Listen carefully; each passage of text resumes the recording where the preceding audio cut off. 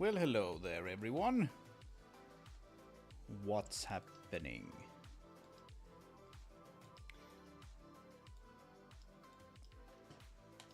Can you guys hear me all right?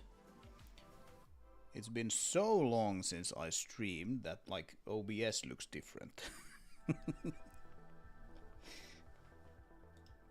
So, I'm hoping that everything is set up correctly.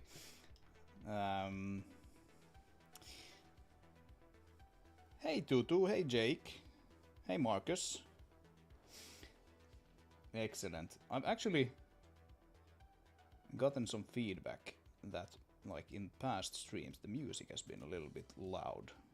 I think I kind of agree. So I'm just gonna... Actually, I'm gonna bring down just like the desktop audio overall.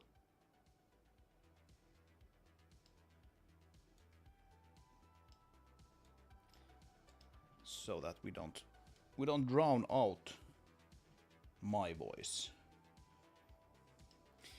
And do let me know how this balance is working out for you. Alrighty then. Let's get the starting visual out of the way there. And what do we want to do? What do we want to do? Let's go into the level editor. This is going to be a sort of a...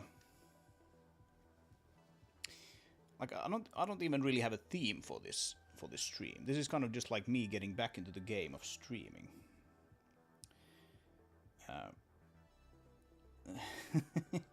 How do you used to work well when coincidentally something funny happened on a certain lift? I remember.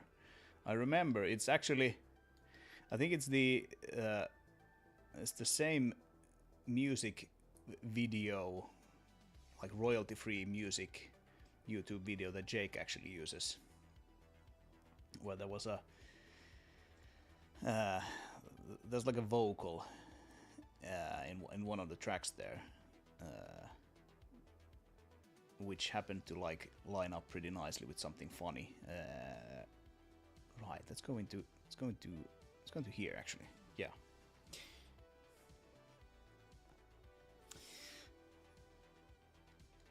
Yes. Rightio. So, it has indeed been very, very long since I have streamed. There's no particular reason for that. I've just been doing a lot of work that isn't really streamable. Well, there's been some streamable work as well. For example, I've redone all of these cliffs finally here in the demo level. To you know, be in the new art style that I want. Well, it's not the new art style, but that's like it doesn't use the old strange looking cliffs anymore. We have like all of this. I've remodeled and textured all of these things all the way around here. All of this stuff is now following the actual art style of the game, one might say. And so it's been just like a whole lot of stuff. But I understand you guys don't want to just like look at cliffs all the time. Also done some new things here. We have a new house here. Hello house.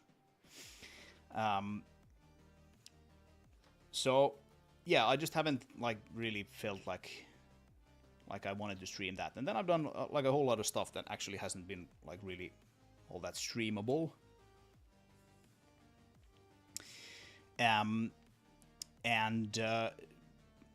That thing is kind of like keeping it slightly under wraps actually still.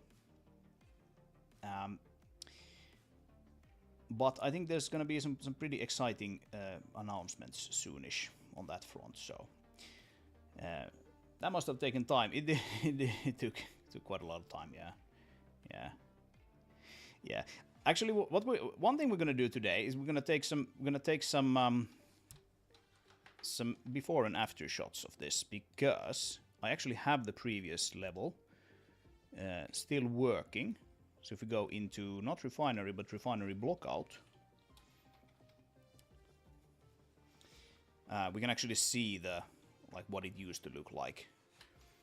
And I'm gonna keep this level around until I have everything sort of ported over to the new level. So this is the previous level. It works exactly basically the same, but it has these old style cliffs here. Some of these cliffs have been redesigned actually kind of significantly.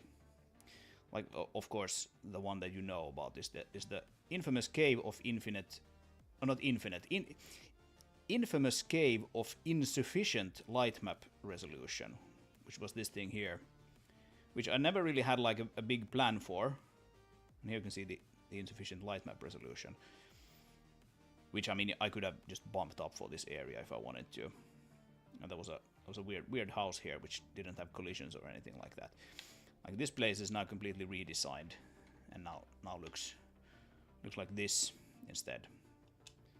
So I just like blocked the path there, but because I didn't really have a plan for that, so it needed to go. Are you using low latency mode for YouTube streaming? Chat have a pretty long delay.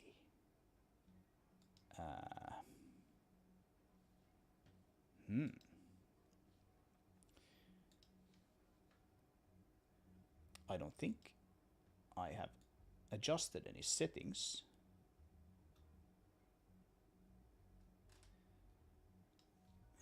Compared to the previous streams.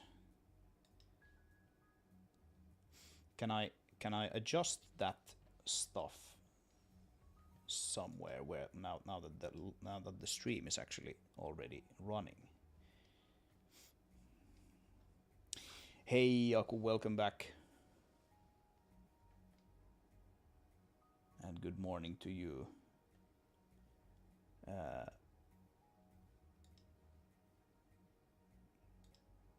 That's top chat, live chat.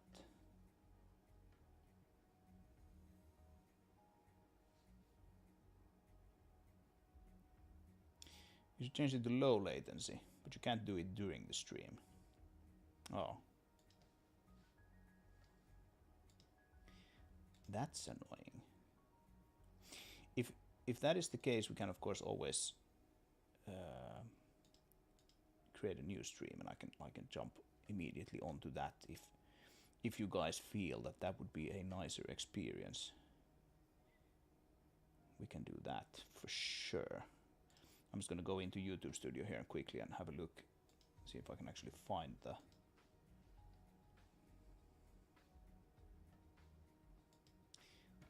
the setting. Sure, let's go with that.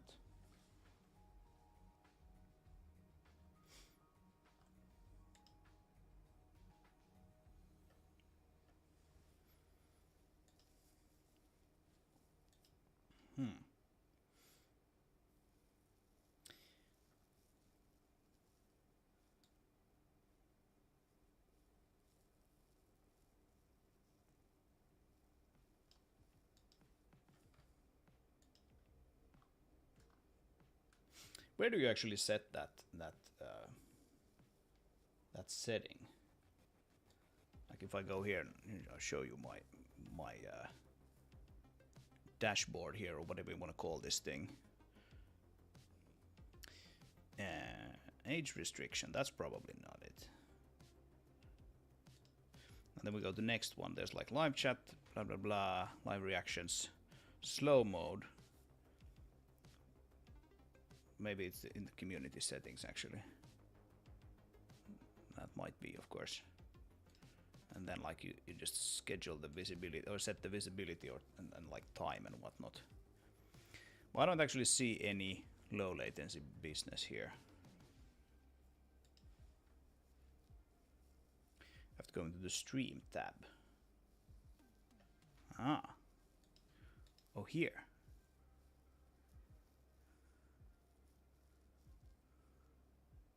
Oh, it is set to low latency. Do you want it set to ultra low latency though? No, it is set to normal latency. What? That's, yeah. If I show you the actual thing of the thing that you are on now, how very meta. Now it is on normal latency. Yeah, that's annoying.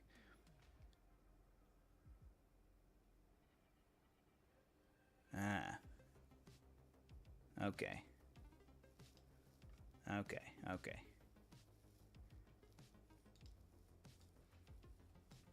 Okay. Well, if you want to, I can always restart the stream if you feel that would be better. Otherwise, we're gonna do it next time. I'm gonna actually write a post-it for myself here to actually remember to set that.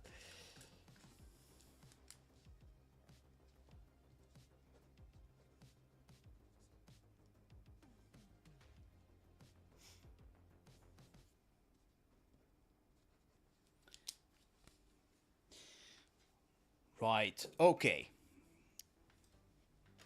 So yes, this level is now like almost finished. We still have one house here, which I might do on stream. This thing just needs to have like a little bit of oomph, right? It's just an orange box, and then there's some of these alarm pillar thingies here that actually like tie into the narrative a little bit. These things have been here from the very beginning, essentially. And not really being referred to or anything like that, and they also don't make any sound. They just kind of blink, and you can see that they're not even textured. They just have like a checkerboard default texture on them. Some minor stuff, but this is starting to become quite close to what we actually want in the final game. So that's neat. So yeah, I think we're going to take actually some before and after shots of some of these, so that I have something to post to the Discord. Maybe even some other places, who knows. But then we are actually going to hopefully be doing a little bit of fix up in the intro level. So I actually just today I redid this little level here, which actually just has two of these like bespoke custom cliffs. You can see that this doesn't have any light map currently. It's very sort of flat looking, this lighting here. And I wonder if our baker here is actually done with that. Let's see. So we can see here we have the intro refinery, or refinery intro level is the active level that the baker is currently running, and it is doing all of these objects. We have quite a few that are not baked. A lot of them are just like trees, so they're actually really quick to bake. We're chewing through the cliffs now. So here we have the baking queue, and that's probably actually not. Yeah, now I needed to refresh it. So we're gonna do all of the cliffs here, which we started just about like 1 minute ago. So this is probably gonna take a little bit of time. Then we have one more, and then we have just like a whole bunch of trees to do. So we're gonna want to keep an eye on this, because when this finishes, we can actually get some light maps. Actually, we can already get some light maps. So let's get the light maps for this level here. We're gonna go into the map refinery intro level. It's not the blockout. It's the one which is not the blockout. Oh no. Text assemble exit code 1. Errors exporting light maps. Okay, that's not good. So that's something that I actually haven't seen before. Maybe we get to actually debug some code here in the stream as well.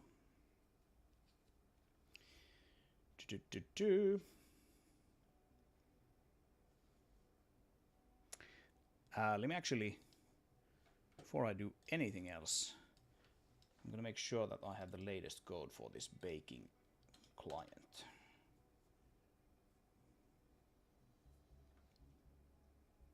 Oh, I don't have. So that might have been one thing. Let's actually restart that thing completely.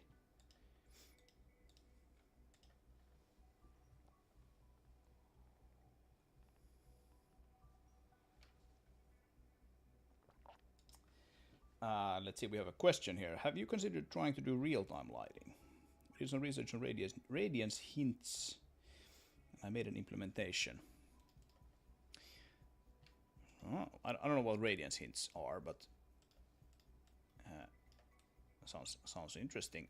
I have not, to answer your question. I'm trying to like do the very minimum now that I can to actually ship this game, and so I don't think we're going to change the GI system for this game, but maybe for an upcoming game. But yeah, radiance hints. If you have any like good like resources or anything, by all means send them my way. Let's see if we can get this actually to text assemble exit code 1. Okay, so text assemble that's the Microsoft tool that we use. Let's see if we can find where it actually calls that.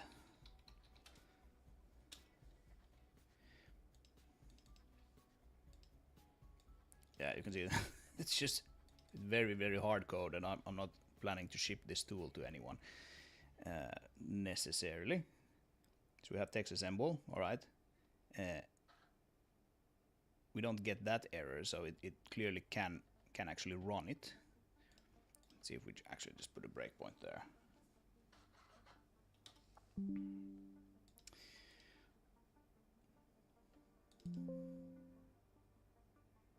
Yep. All right, so we go here and run this thing. And okay, then we wait for exit. What are the arguments?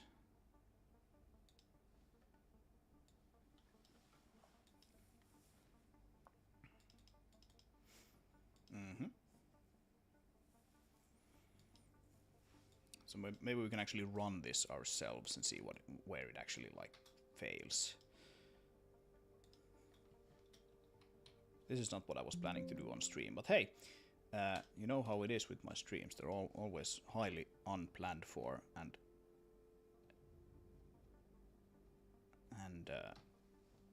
you know, live.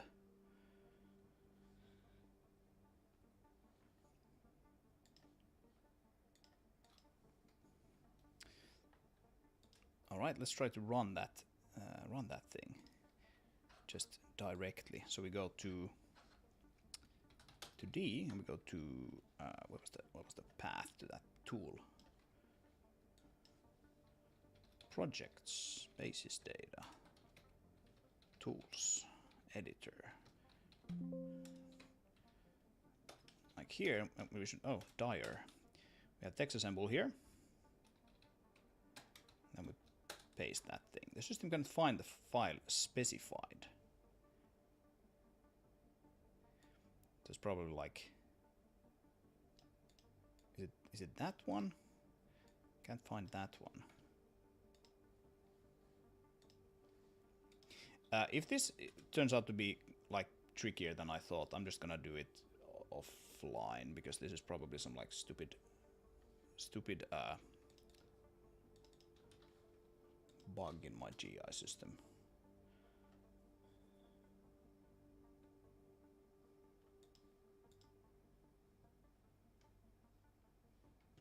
Yeah, so it doesn't actually write that. Okay, so let's go to we go to here, and where do we actually construct? There's the assembled file path. Okay. Yeah, that's just the arguments. Okay. File paths.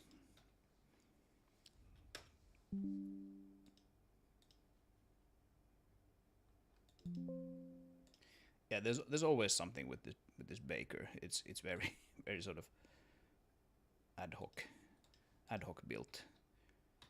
Let's just go to Paint. That's probably the easiest way to see if that file exists. Go to Paint to see if we can open it. Yep, here we go. So here's a light map that the Baker has downloaded for us. Okay, good. And here you can see there's the terrain. Here we have the pipelines, and here's the road running through. Whoop! That's not how you scroll the thing in Paint. Anyway, that looks good. And these are some trees, clearly. That's probably a rock of some description. And these ones as well. Probably actually some of the cliffs there. Okay, so this file exists. That's good. What is it that it what is it that it can't find then? Is it just that it can't actually write to the thing? So text assemble, what it does is it takes a bunch of, oh, we have it open here, obviously. Takes a bunch of PNGs, so you can just like put lots of PNGs in here, and then it creates a DDS which has like where each PNG is a slice, so it becomes like a texture array essentially.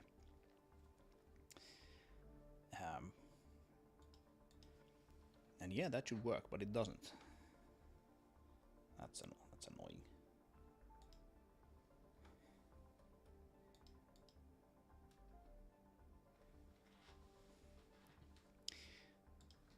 So in that case, what we're going to do is going to once again run here. And when we are here in this place, we once again get the arguments, and then we run it again without actually, moving off. So now the file should be there, but it actually complains that it can't find it. Need at least 2 images to assemble. Ah. Oh, that's the error. Okay, so the previous error was that it can't find the file specified. Need at least 2 images to assemble that. Oh. Okay. Well, that's a bit silly. So I think what we've encountered here is, we go again and copy that PNG file from there. We've hit a place where this thing is almost completely full, or you can see that it is basically full. There's not really place for anything here. But we also haven't added a single image more. I mean, maybe we could fit like another tree here or something like that. Another one there. But like all of this area here is like taken up by the terrain. So even though it looks kind of free, it's really not. And so we've basically hit the exact spot where the first slice was full, but we didn't have a second slice. And text assemble doesn't like that, and I don't think I've actually ever hit this before. Like, granted, you could just have a single object and it would still complain, as long as you don't have 2 or more. But the easiest fix here, of course, is just to wait a little bit until we have one more batch of these guys actually doing stuff. But I should add a better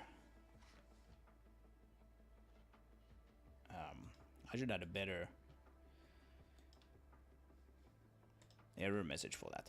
Or actually, what we could do here is we don't even really need to run text assemble, right? We can just add text conb instead. Right. We also have the text conb because we use it to do the compression. But yeah, that's a bit stupid. Let's see if text assemble actually has a flag that you can pass to it to silence that error. Text assemble. So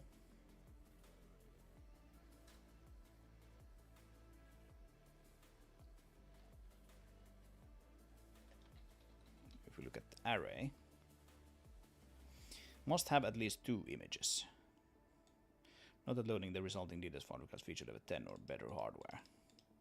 This is stupid. Why can't it not just like create a DDS of 1 slice? Is that not like supported by the DDS format or whatever? Maybe it's not.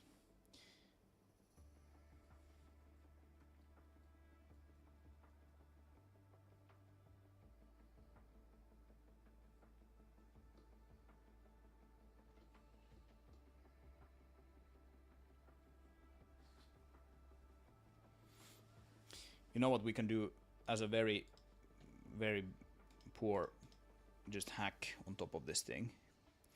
We can actually add that thing one more time. So like if temp file paths count is 1, you know, we just do this one more time. And then oh, okay, yeah, we need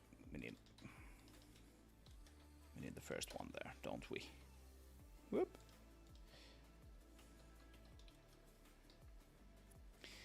Now this should probably work, but obviously it's wasteful. So we don't want to do this, but we can. That should at least let us go. Yeah, hey, alrighty then. Now we have light maps exported. So now if we go back to the editor and we reload this level, and we enable the light map debug view, you should be able to see that we have light maps at least on some of these meshes here. Bloops. The grass gets a little annoying. Oops, that's not the one I want. I want the render options. Let's turn off the grass here for a bit. Yeah, it's a little bit choppy while we're rendering those.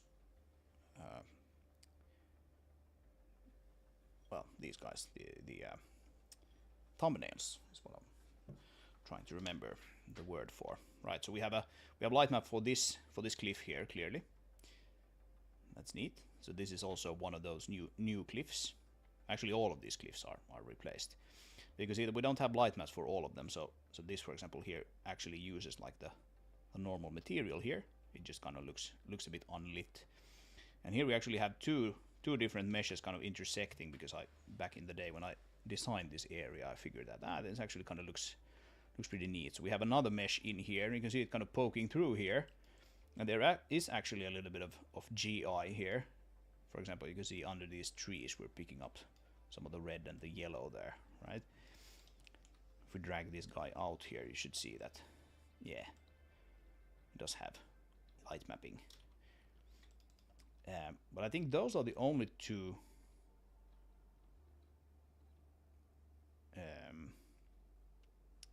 cliffs currently that have light maps. So we're gonna have to wait a bit longer, but that's fine. That's no biggie. So let's just shut that down, and I'm gonna comment this out. Text assemble doesn't like creating an array with only one element. Here's a horrible hack to bypass the error or work around. But yeah, I'm not gonna keep that. It's a bit of a stupid way to fix that issue. Instead, we're just gonna wait a little bit longer, and then we'll get another batch. But yeah, anyway, so let's take some pictures. Take some pictures here and compare to against the previous one. So here we have the old style cliffs, and I have a way here to copy free camera transform and paste the free camera transform. And I think I might need to actually go into the game code here to enable taking screenshots. And I could just, you know, snap this window here or whatever, but then you get these like rounded corners and whatnot, which is part of Windows 11. So I don't want that. I want just like the back buffer. And where would that be? Is it maybe in the in-game state? I think maybe.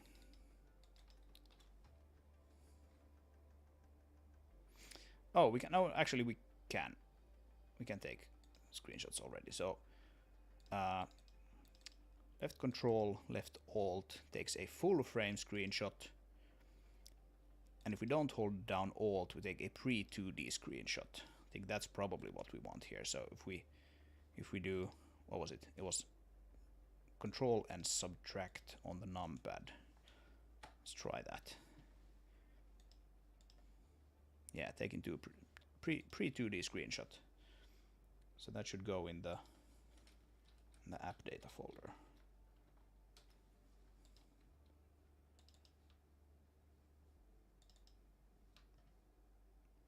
Yep, here we go. So here's using just the 3D. It skips the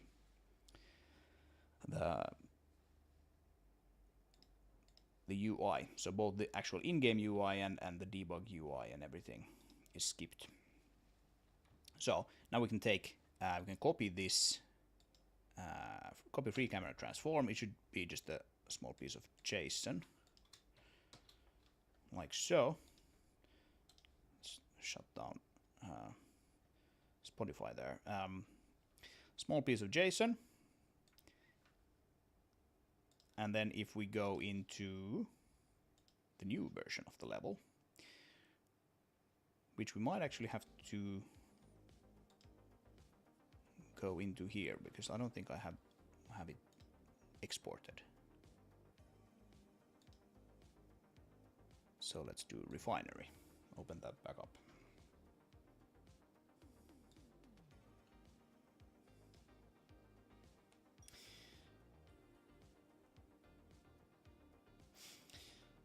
Let's see. I have a theory that the chances of a crash increase proportional to the number of live stream viewers. Maybe. Yeah, obviously my numbers have been kind of low ever since I moved the live streams to a new channel. That's you know, that's to be expected, really. But yeah, I tend to have crashes regardless of viewer numbers.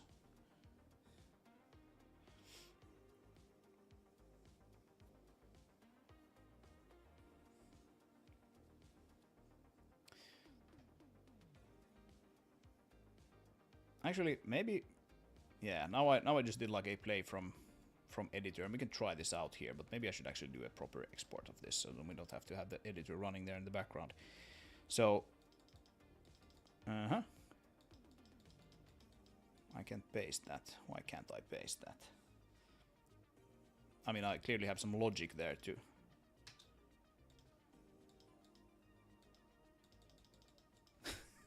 To disable those things. What is that? Paste free. Let's see. What is the logic? Paste free camera. Oh, you need to have the free camera enabled. That makes sense. There we go. Bloops. Okay, so here we have the same thing, and then we do control minus. Oh, a capture and back buffer is not supported on D3D12. That's true. That's true. So was I actually running it on D3D11 previously? Probably was. Yeah, I have a D3D11 flag here. That's fine. So we're gonna do just that. We're gonna export this so that we can run it from the game. Yeah, I don't have the back buffer capturing actually implemented on D3D12. There's still some like some stragglers, some features that I haven't brought over to D3D12. Things I kind of don't need, except for some very niche things. Okay, so now then, if we have this thing here, and then we can have a separate one here, which is the one without the blockout.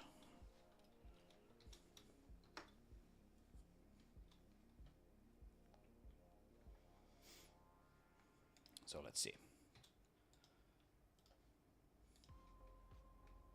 Free camera enabled and paste. So there we go. And now. So now we should be able to compare these two kind of neatly. Yeah, look at that. We have the exact same camera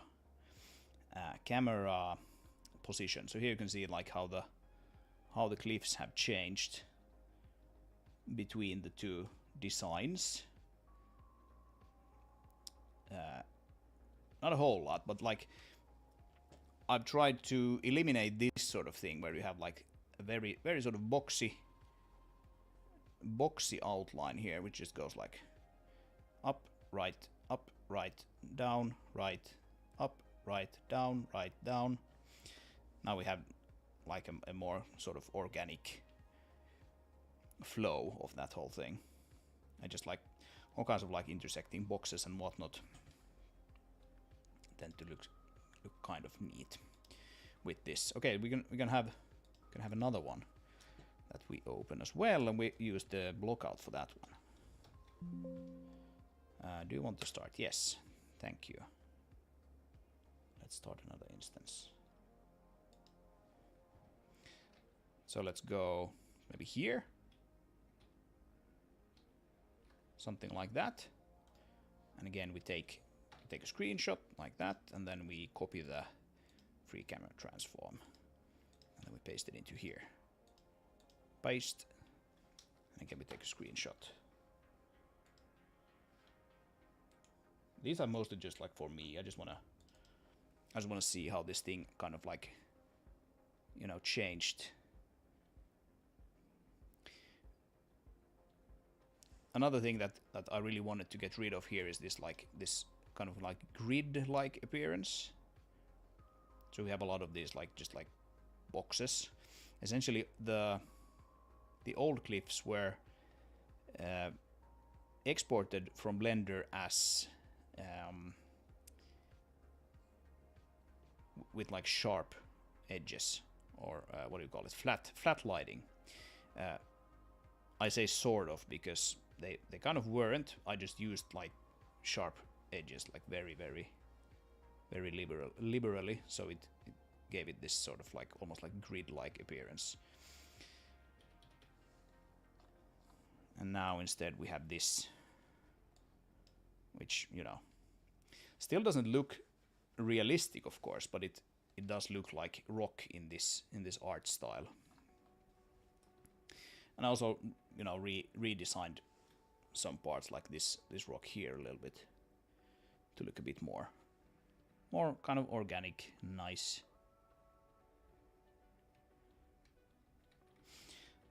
All right, cool. Then we can go to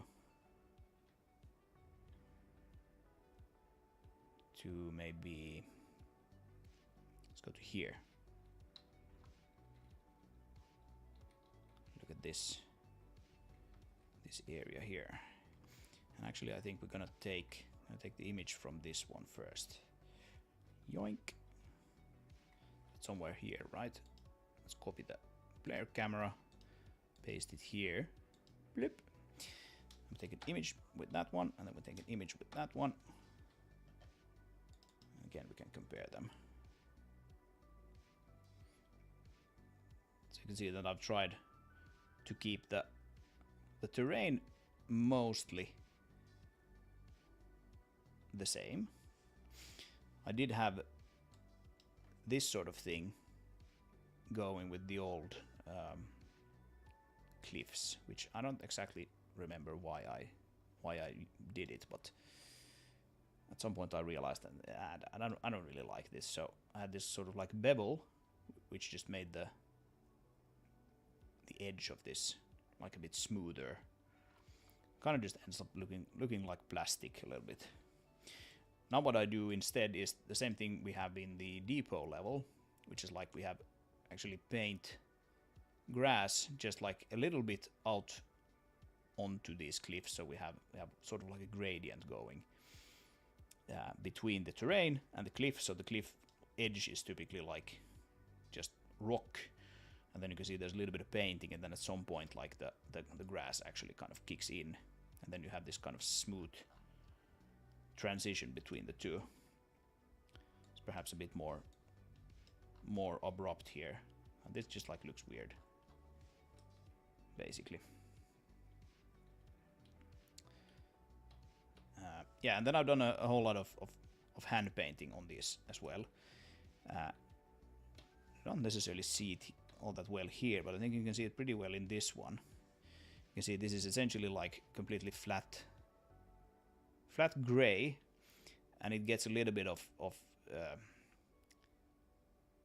irregularities picked up from the light map. But then in the new one, you can clearly see that there's a little bit of like brown here. That's not found here, and that's just like the hand painting. And there's a little bit of crap here. That's like shadow. That's my shadow mapping just being a bit wonky.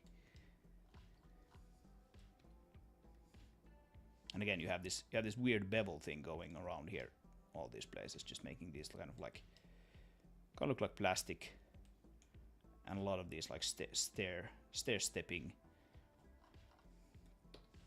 effects. And I would just have like a lot more just like intersecting boxes and whatnot to break up the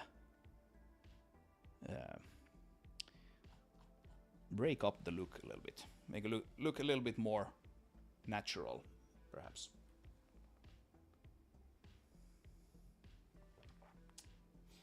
Okay then.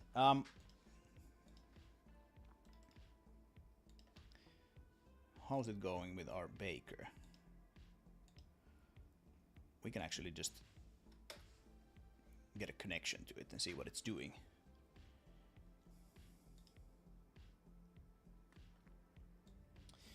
Alright, so here we have the machine running.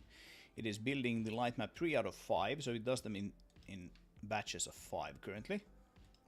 And if we look here, we can see that environment cliff 3R2 mesh. So it's that one, and it is indeed the third. So it's gonna do 2 more in this batch, and then we're gonna for sure have more than one slice in that light map array. And the reason I want to actually have these, we can shut down the game now here. Shut down, bye-bye. The reason I want to have these is that when we get the light maps, there's usually a little bit of sort of like light tweaking that we have to do in the level. But even before we get those, maybe we can go in here and have a little look here and see what we have, if there's some fixing to be done here, stuff that I missed previously today when I did this.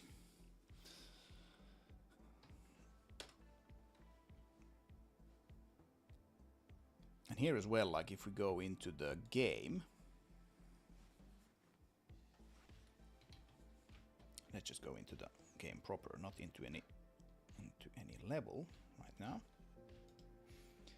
We'll just go into the intro.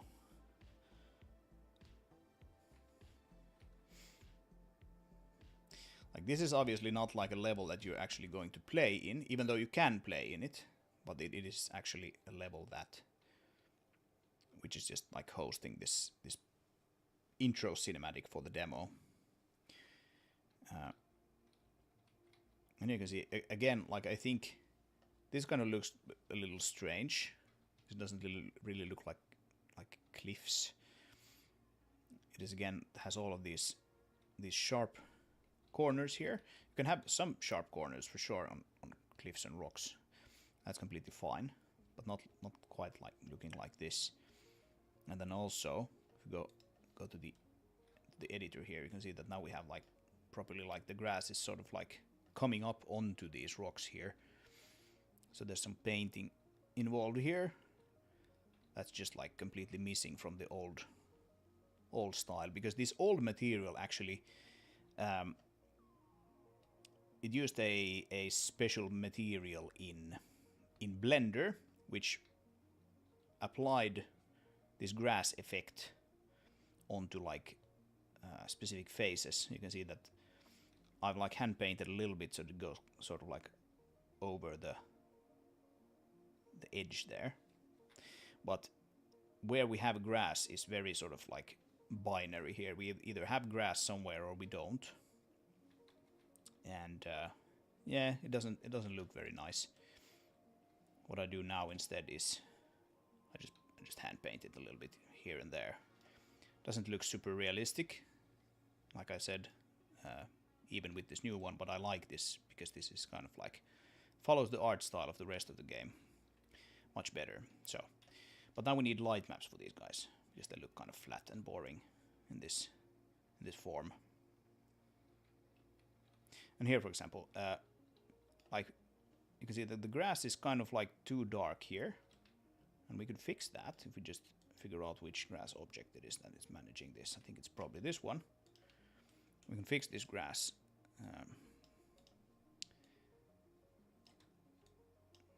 Fix up the lighting here like this. But I think this cliff is going to get slightly darker when we get the light maps in. So I want to get the light maps there before I start fiddling and tweaking with that grass stuff. But we can play this a little bit.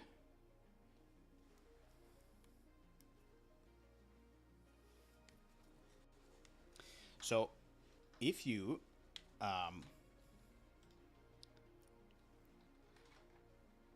have played the demo, which of course you can do by just going to the Discord and downloading a Steam playtest key from over there,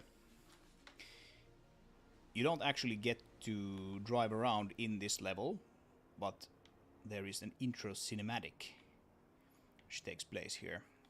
But this is just a normal level. These guys are just scripted to drive along this road in the beginning. And there's also some stuff scripted to happen there in the distance. So this is just a very, very small place here. If you drive like along this road, sooner or later you're gonna hit the end of the world and just like fall through the floor, or hit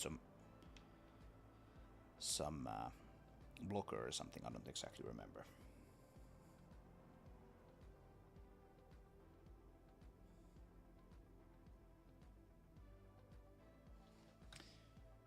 Let's see, do we have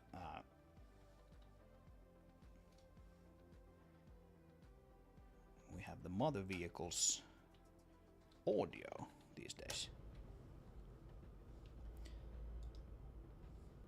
Just turn down the music even more.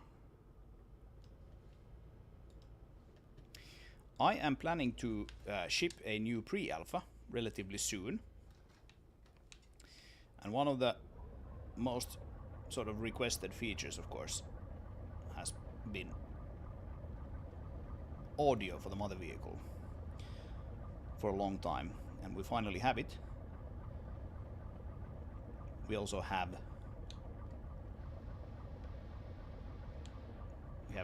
audio for these cranes.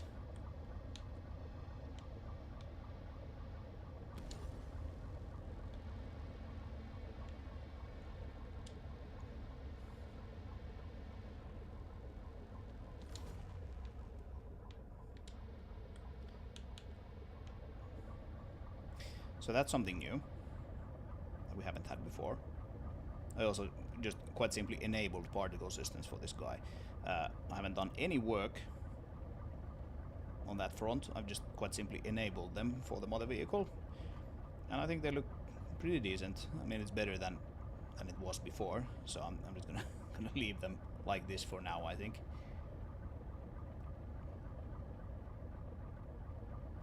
And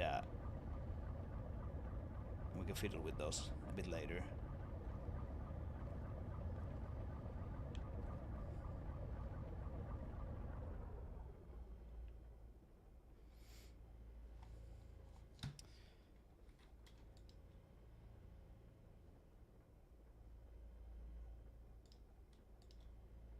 Let's put some cargo here.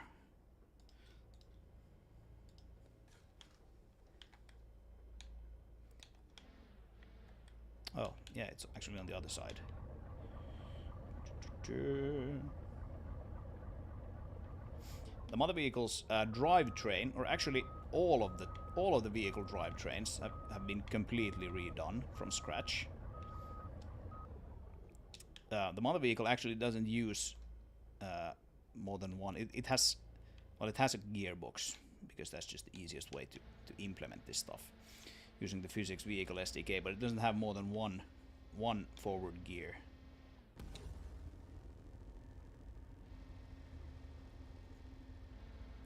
Which just like simplifies a whole bunch of things, because this thing is actually supposed to be like, you know, running on like electric motors. So you can see that it just says like D here, rather than having 5 gears as it did previously.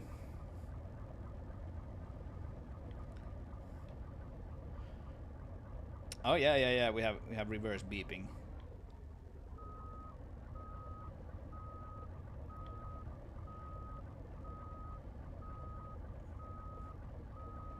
Yeah, I probably need to add an option to turn that off. If people get annoyed with that. I actually also let's see. Can I can't ask that scout to come to me, but I can put in another one here. You can hear like a little bit of straight gear whine.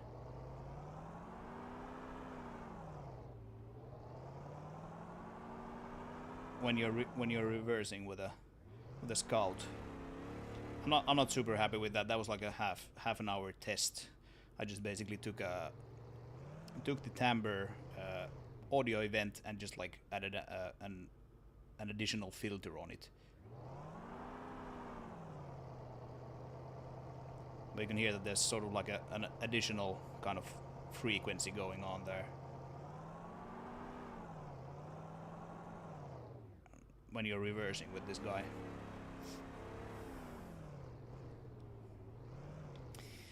Is there a horn?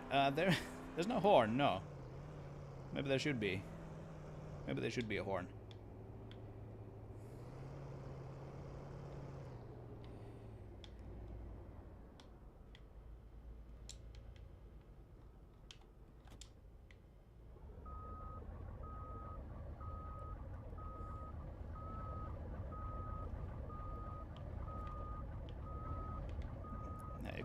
You can actually like hear the Doppler Doppler sound effect if you're reversing with this guy.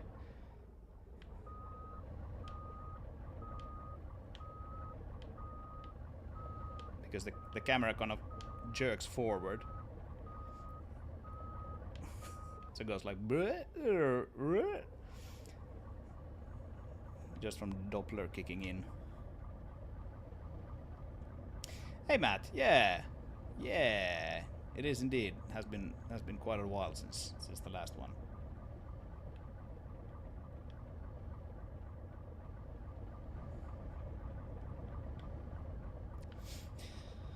Mother's horn should be really loud and deep, like a ship's horn. Yes, yeah. If Mother gets a horn, it will be basically like a ship's foghorn. I agree. Absolutely. Yep.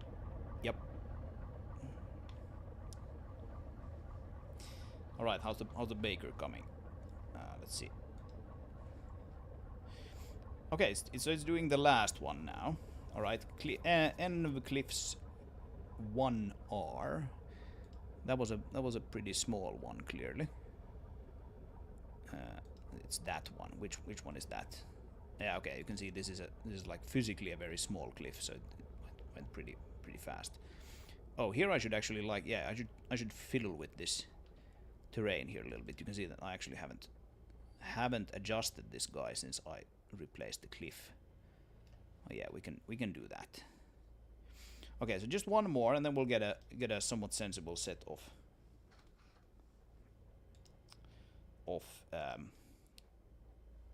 light maps here. We have so many of these games running now here. Electromotors but a diesel engine rumble. Yeah, I don't exactly know what this thing runs on, right? Like electric motors, I think for sure. I think that is probably what this thing would run on. At least with with these strange looking like wheel hubs. There's actually quite a few like layers here. Like this running sound is actually not designed by me.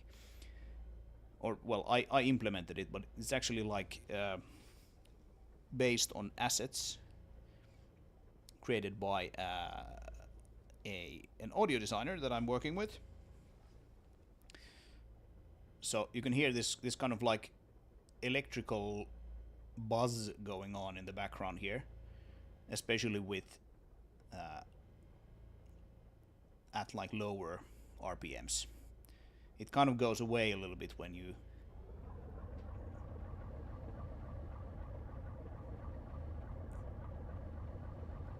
start driving.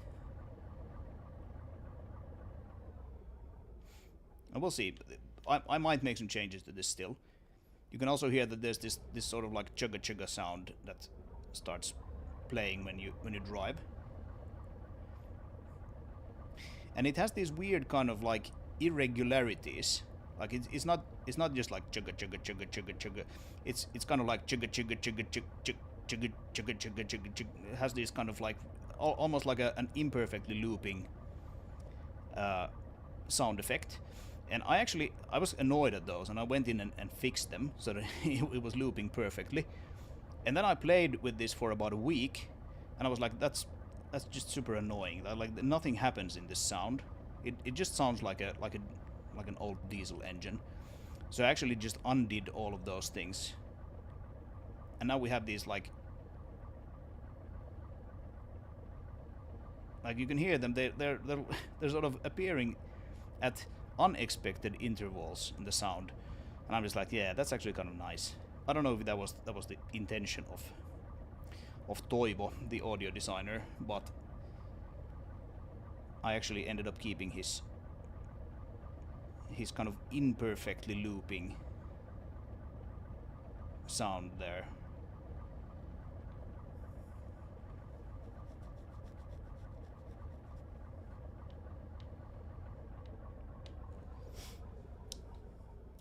I think I would like a diesel power with big black plumes of fumes coming out of some exhaust pipes. Yeah, we have exhaust pipes here. Like at least I'm kind of imagining these to be exhaust pipes. So there's probably some like exhaust coming out. 40k orc detected. Oh, you mean the chugga chugga?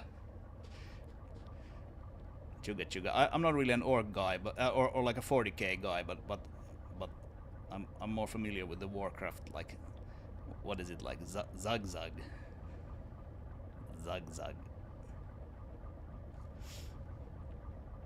Which I guess is kind of similar. Right, so 36%, okay. I also had another thing planned for today, which I might want to do. So let's pause that guy for a bit, and we can see here if we go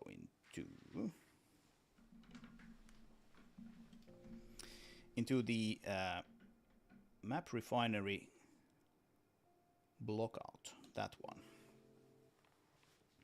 which we all know and love, with these old style cliffs here. The collisions for these are kind of strange.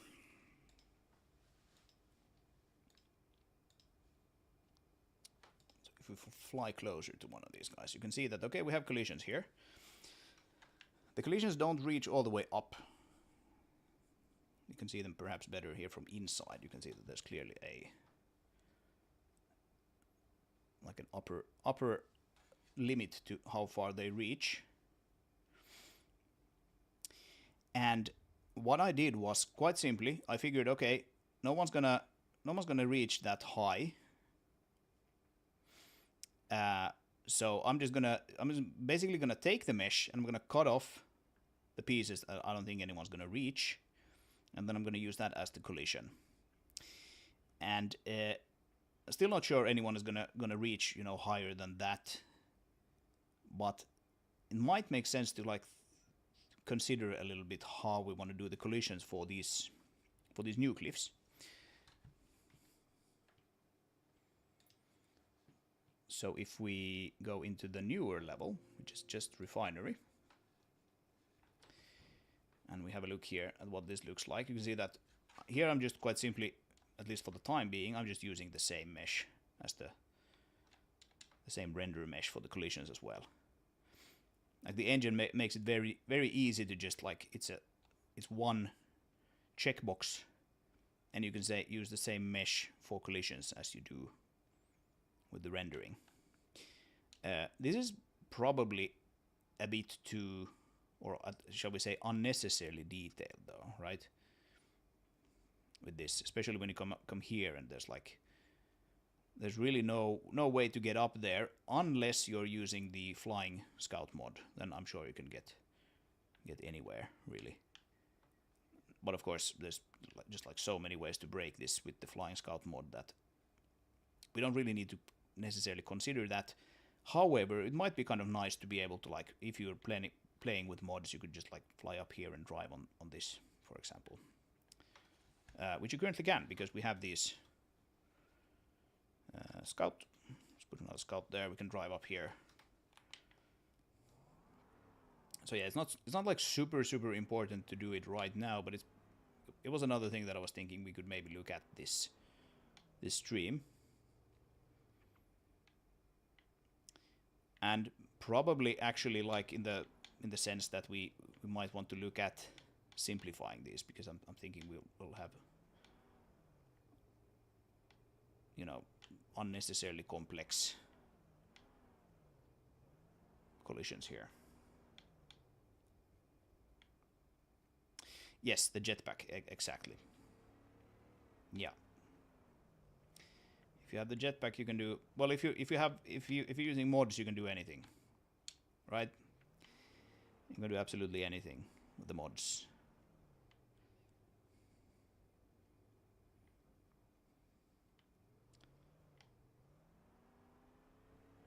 I'm actually thinking whether I should have a notification if you're playing the campaign. Bonk. If you're playing the campaign with mods, I was thinking maybe I should have like a notification there that, hey, playing the campaign with mods is just like all bets are off. If you do that, then stuff most likely will break, right? And the mods are mostly for the sandbox, but of course you're free to just completely break the campaign if you want to. I'm not going to try to prevent that, but I might at least let you know that, hey, this is clearly not tested with mods.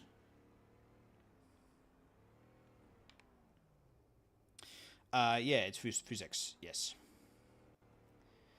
PhysX 5 point something.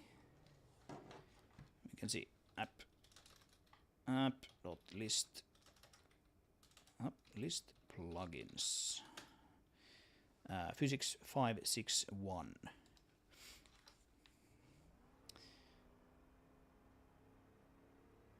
Which I think is the latest version of PhysX, but I do have my custom version of the vehicle SDK these days, because the PhysX vehicle SDK is just kind of broken.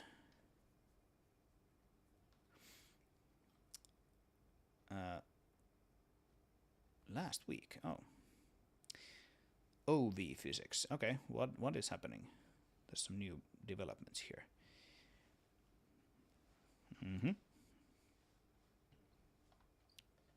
What's the latest version of this guy these days? 561. Yeah, okay, so 561 is still the latest version. Yes. Okay. They just have some C API with bindings for USD. Yeah. They're obviously very excited about their like Omni, what is it? Omni World, Omni Tool, Omni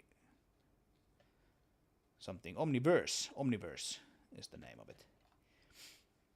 Yes. Right.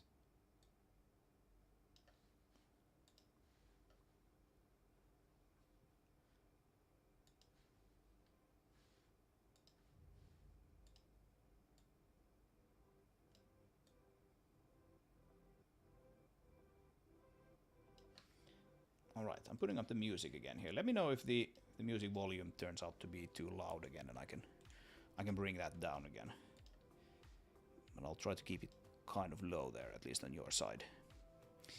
Okay, let's see. 1931. We're still on that one batch. Okay, it's almost done here. We can just hang around here in this.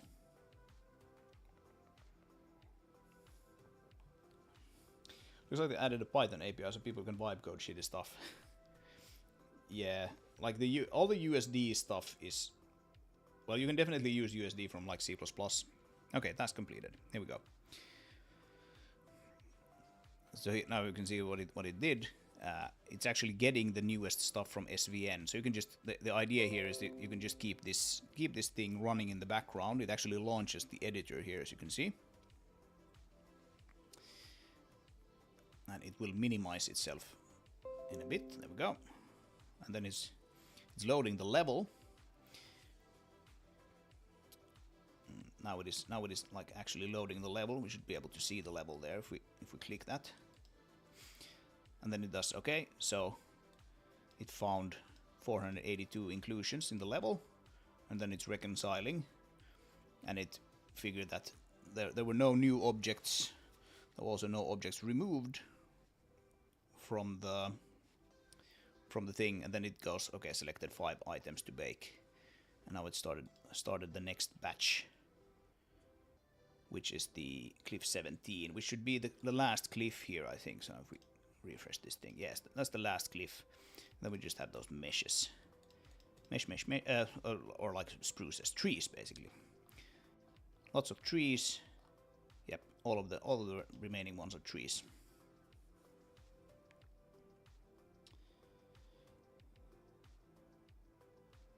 Python scares me. It does scare me a little bit as well. Yeah. Basically, my Python these days is mostly limited to Blender stuff, unless I need to do something like at the studio I work at.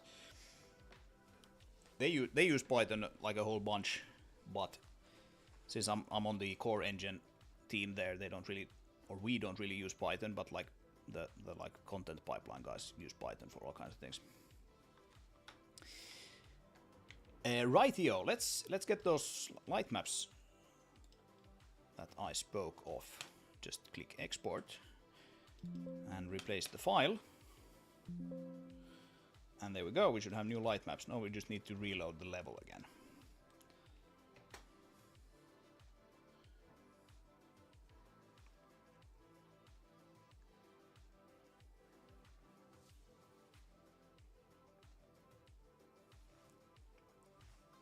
There we go. And again, let's turn off the grass.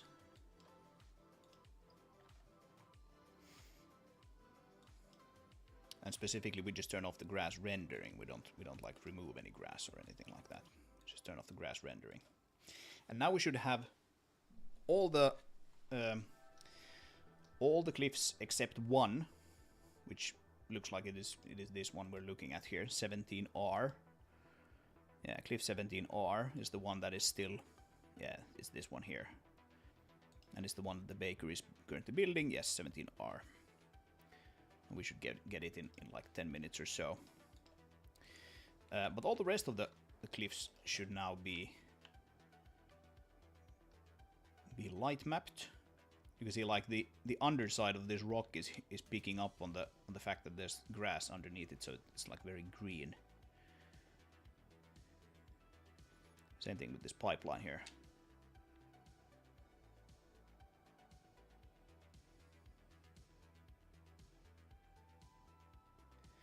And it is very low resolution. If we feel like an object has too low of a resolution, we can bump its light map multiplier. And then just we let the baker rebake it for us.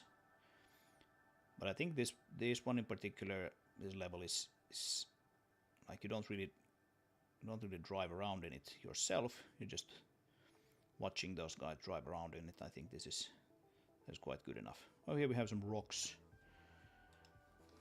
Rock 30. We can probably actually find that. Rock 30. Bloop. You can see that, yeah, okay, it's not baked. Yeah, so we do have some other things beside trees. It's just that like the queue has, I think it selects like 200 objects at a time, and then it kind of like consumes those, and then it makes a new queue. But yeah, you can see this is not baked, so that's why we're not seeing it. But yeah, the rocks also get light mapped, as do the trunks of the trees, but not the leaves.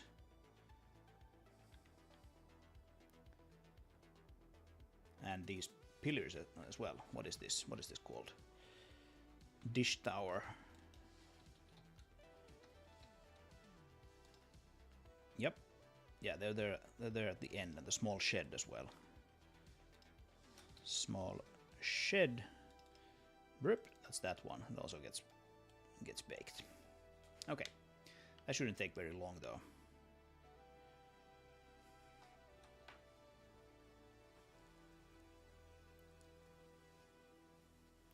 I assume Python's mostly for asset pipeline stuff then at your work. Yeah, like yeah, exactly. Python tends to be quite widely used to have different programs, different like DCCs communicate, that sort of stuff. And there's also some, as far as I know, quite good APIs and tools for working with USD with Python these days, and we use USD a whole lot of at the company as well. So, okay then, right. So I mentioned previously that this thing is probably going to be a little bit darker with light maps. So you can see that. Okay, yeah, in some places that's true. Not all of them, of course. Like down here, for example, it's quite a bit darker. But then up here, didn't actually become almost at all.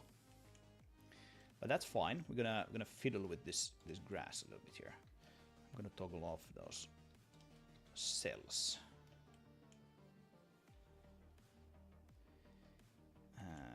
And edit state. It's just a little bit. Basically what I'm doing here, and the reason I have to do this is that with the old cliff style, most of these places here were actually completely different color. I think we need to flesh this out a little bit here. And so it's basically just like fiddling with it so that it looks nice with this new style of cliff. That's not necessarily what I wanted. My click didn't register there for some reason.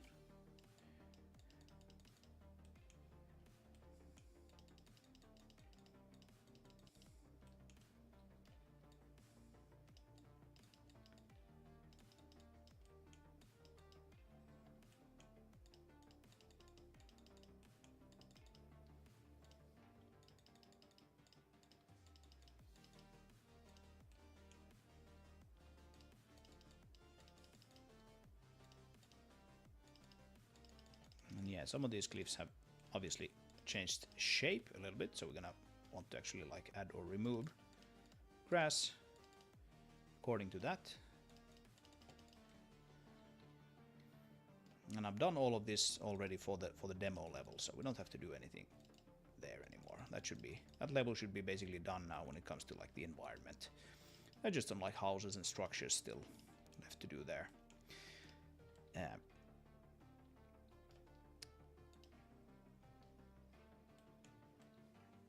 Right, okay, the grass area ends there. That's kind of stupid. Actually. That's clearly another one. Okay, well, that's probably good.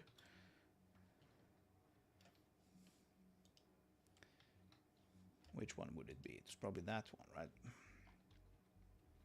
Yep.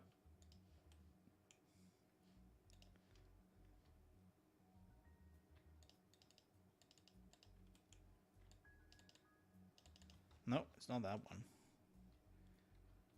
Where do we have grass areas? We have one there, and we have one there.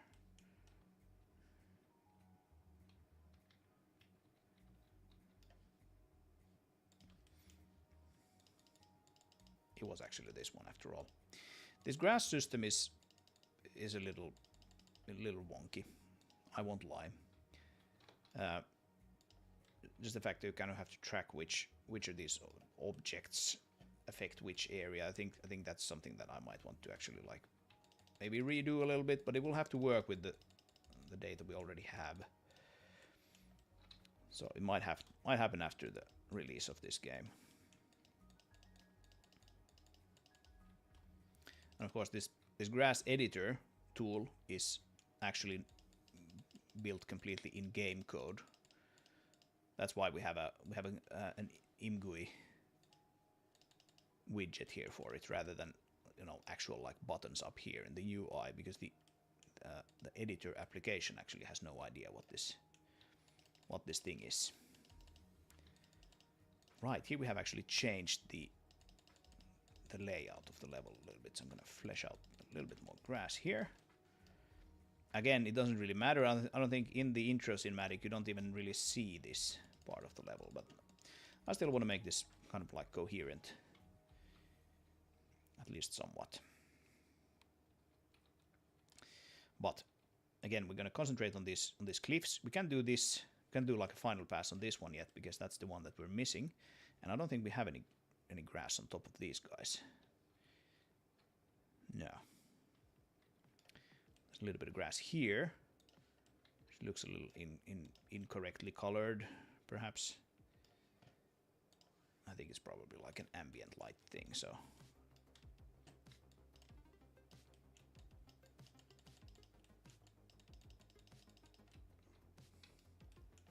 That's probably fine. And then I mentioned that I had forgotten to actually change or adjust, I should say, the terrain here according to this new mesh.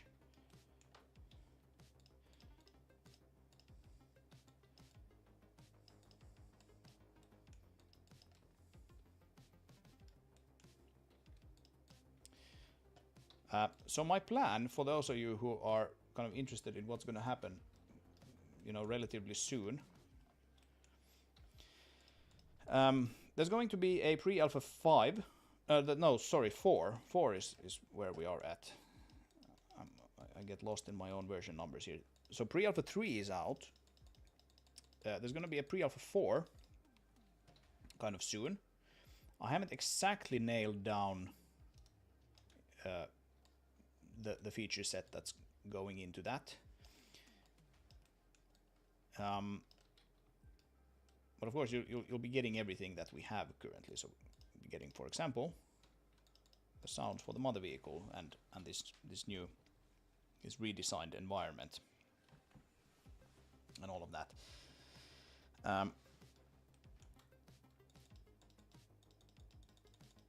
But I might still do some tech work for that before I put out pre-alpha 4. Things like borderless full screen, for example, is something that I'm currently lacking, and that would be good to get in to make sure it gets tested properly. And it sounds like a pretty small thing, but it actually might end up being a pretty large thing to implement.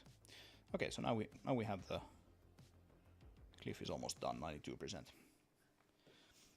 Yeah, it might actually be a somewhat large refactoring of the renderer, because like currently, so far, the renderer has always treated the window size as being the same size as the render resolution. But of course, with borderless full screen, you want to be able to render at a lower resolution. So your window can be like a 4K window, but you can render at like 1440p or 1080 or whatever. And so it's probably just going to be like going through a whole bunch of things in the renderer. I'm just going to shut that down. Bye bye. You can keep doing your stuff in the background. It's going to be just like going through the renderer and a whole bunch of places there, and finding all of the places where it expects the window size to be the same as the render resolution, and then making sure that they can be different.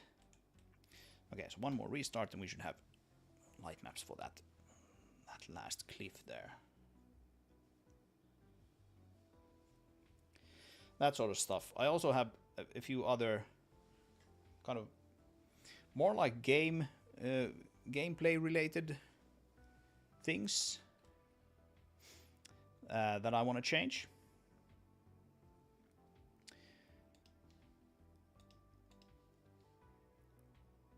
But it remains to be seen if I do those before or after the pre-alpha 4 release. Okay, let's let it render those thumbnails. All right, so now we have light maps for this cliff as well, and I think this actually somewhat matches the grass color there.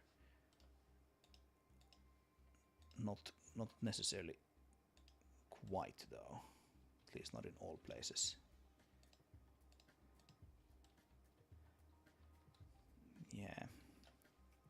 Let's fiddle with this a little bit, and then I think we'll be happy. It's not that one, it is that one.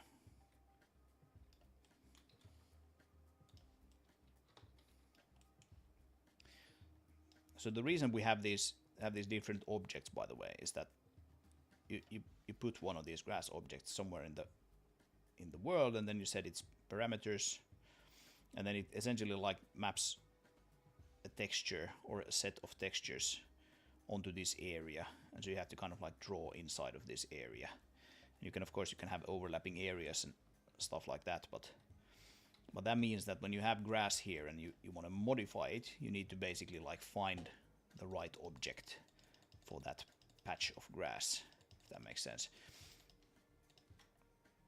And like in hindsight, yeah, that's a little perhaps annoying way to work.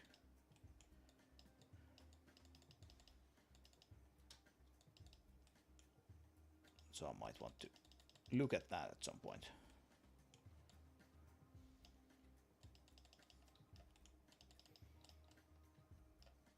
And as always, I'm sort of trying to make this grass almost like disappear here where it meets the cliff. So the cliff is painted green so that it becomes kind of difficult to see where the grass begins. And that is explicitly what I'm trying to achieve here. Doesn't need to be perfect, but it needs to be, you know, good enough.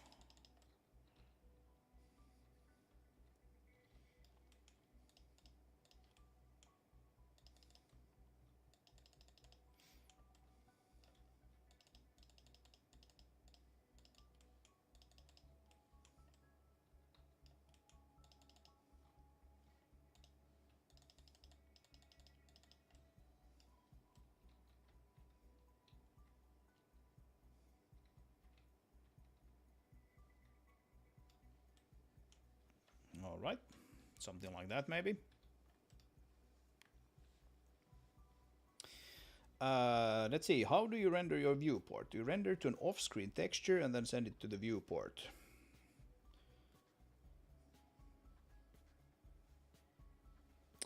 Are you talking about the editor viewport or the game viewport, or what?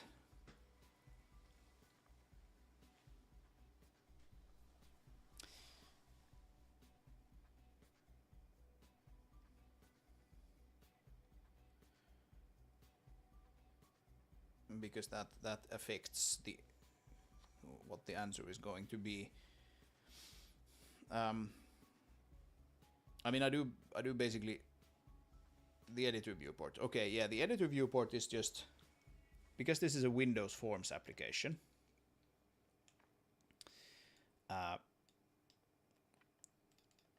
This is a panel. We can go and have a look here actually. Basis tools. I think I've probably shown this before, but I can show it again.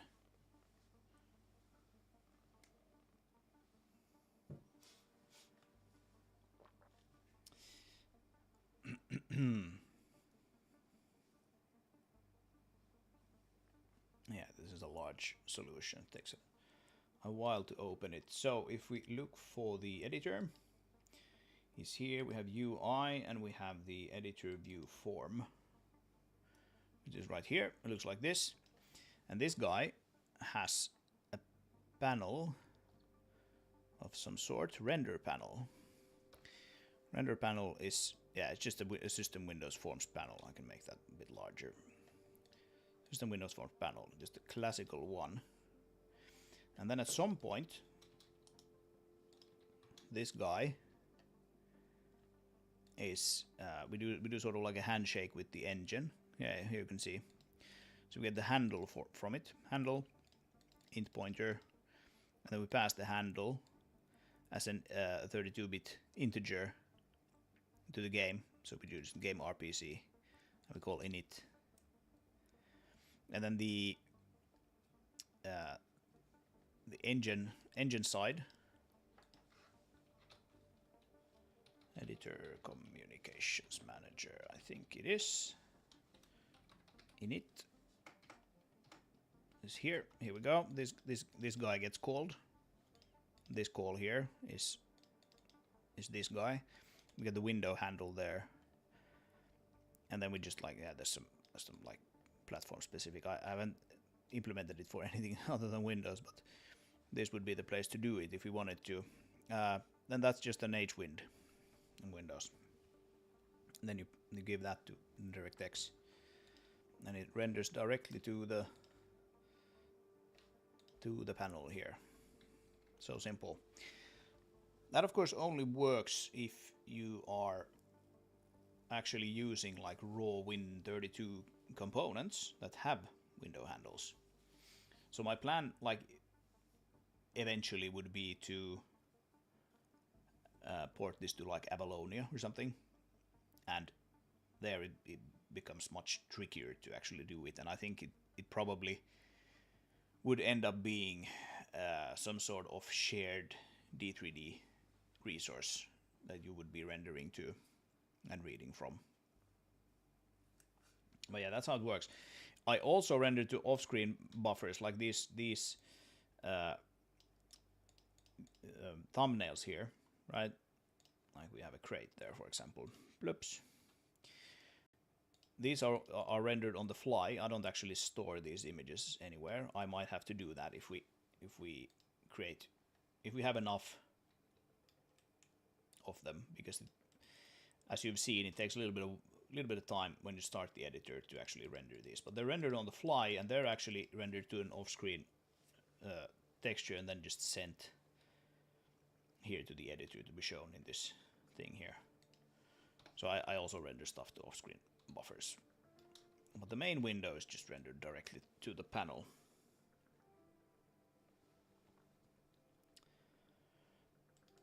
And that's kind of neat when you have a Win32 application like this. Okay, so the baking queue should now be going down pretty fast, because now we have just the smaller objects left, essentially. I probably need to refresh that actually before I do anything else.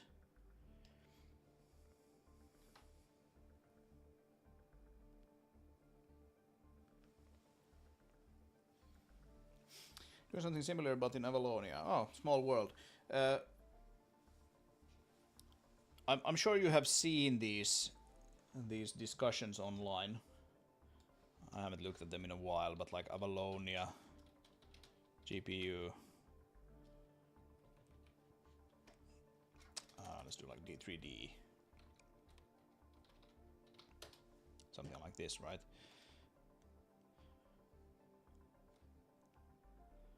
Yeah, they're pretty old at this point. I think like at least this one is one that I've been looking at for some time, and I think they have a sample these days for how to do it with like D3D, but I'm not sure how that works on the Mac. GPU interrupt maybe. GPU interrupt sample. Composition GPU interrupt.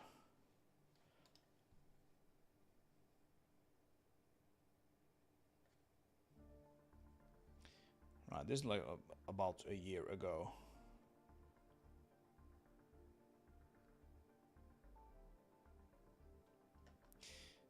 So yeah,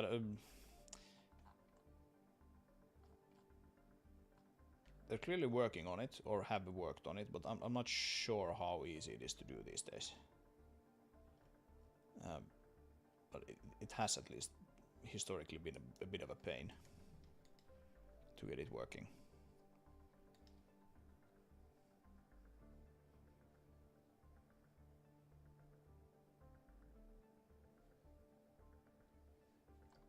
Yeah, I'm not sure that's really relevant to that discussion, but yeah, I do feel your pain.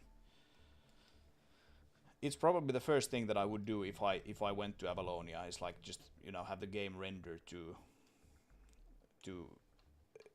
some sort of quad in my Avalonia UI. That would be the first thing to do, because that tends to be kind of tricky. And then when that works, I would I would get to all the other stuff. But yeah, Avalonia is one technology that I would like to get better at using.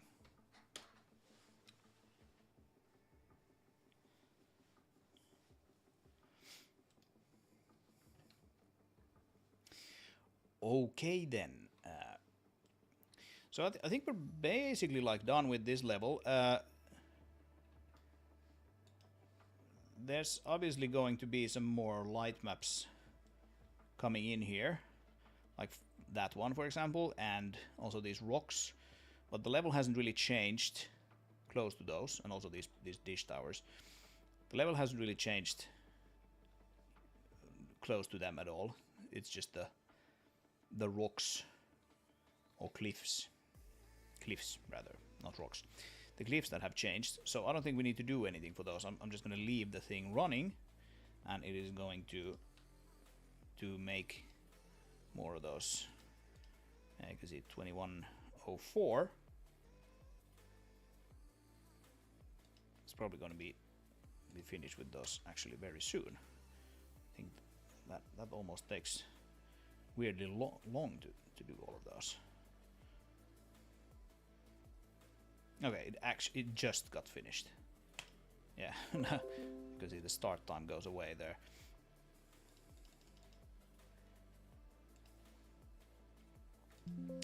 So yeah, we can just leave this running in the background. That's gonna be fine.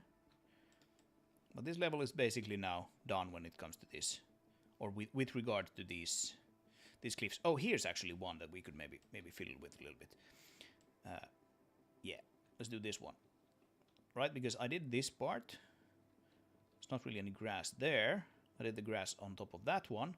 There's not really any grass on these guys either. Yeah, because you never really go close to them with the camera, but this one actually you do. So yeah, let's do this one still, and then we're basically done with this level for now.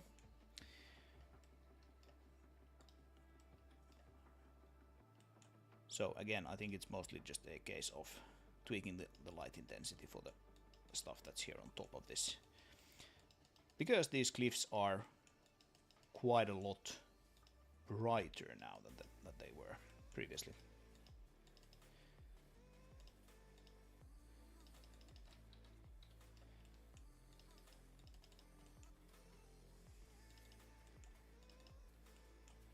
Because they used to be green on top, used to have grass on top of them, and now they have this very sort of bright gray instead.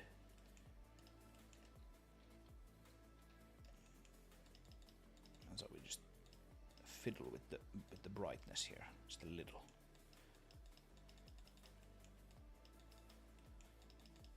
I would probably spend more time on this if this wasn't like a cutscene level, essentially.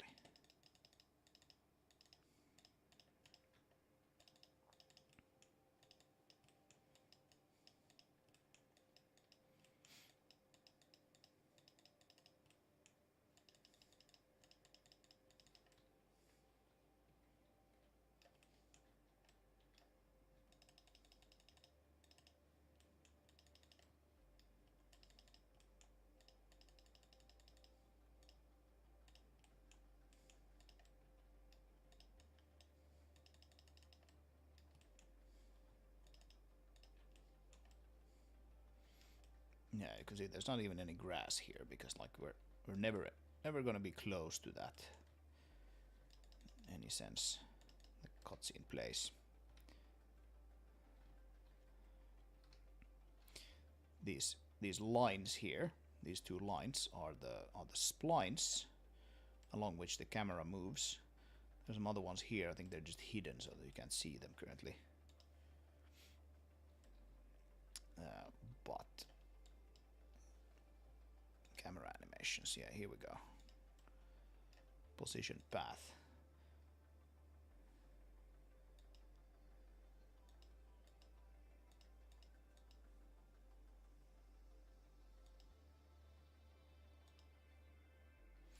Yeah, here we go. Here's one.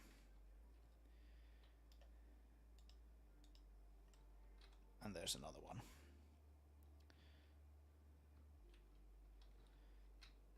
Yep. Well, yeah, they're only visible when you select them. I think we could maybe do the same thing with these other ones as well. That and that. We don't need to look at those.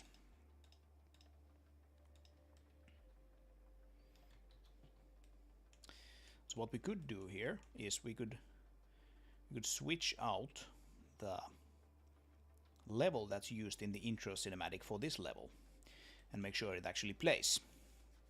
That could be a next thing. So how do we do that then? Well, first of all, let's get you know, the latest set of light maps that we have. Yep. There we go. Then we're going to export this guy, and then I think it is as easy as adjusting a few paths here and there. And then we can go into the game and just start new game, and we should see this intro animation playing in this level. And here we can see the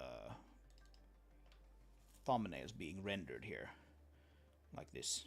Just bloop bloop bloop bloop. They kind of come in over time.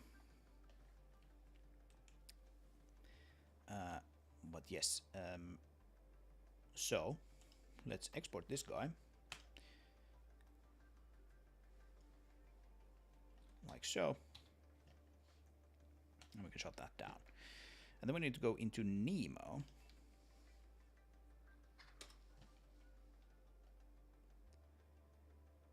And campaign state. Because the current level path, the campaign currently actually starts in this level. And we need to set it to not intro blockout, but rather just intro. And we'll build the data. And that's good. And then I think I had some of these things here as well. Yes, so let's make that be refinery intro.bin level as well. I don't think it actually matters in this particular case, but let's have it actually like match what we have there in the database. So these things are actually this is like an enum. Yeah, we only have 3 here, even though we have more levels than that currently. Oh, access denied. We have something running here, don't we? That's not it. What do we have running? We have the game running here. Yeah. Shut down that. And build. Yeah, we actually have more levels than these 3 these days. I just haven't shown off many of them on stream yet. I'm gonna keep some suspense and excitement for the campaign after all. But yeah, these are actually like when you move from one level to another, you kind of travel is the term that I use. And actually, when the intro cinematic ends, we sort of travel to the refinery plane, and the refinery plane maps to the blockout level still until we have the the full refinery level done. Okay, so let's see if this works. I'm gonna shut or pause the music completely, and we will go into the game.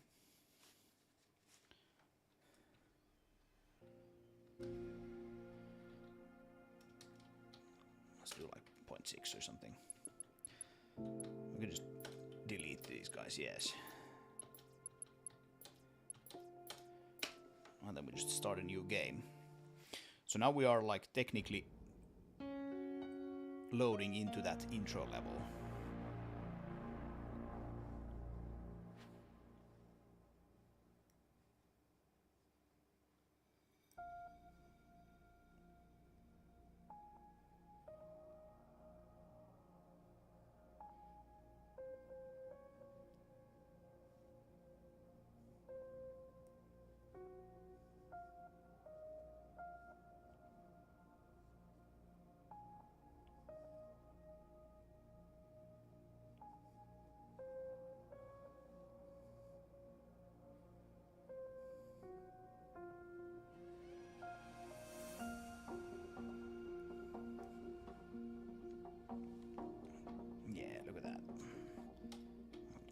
Volume a little bit. Improve menu. That menu is actually already there in pre-alpha 3.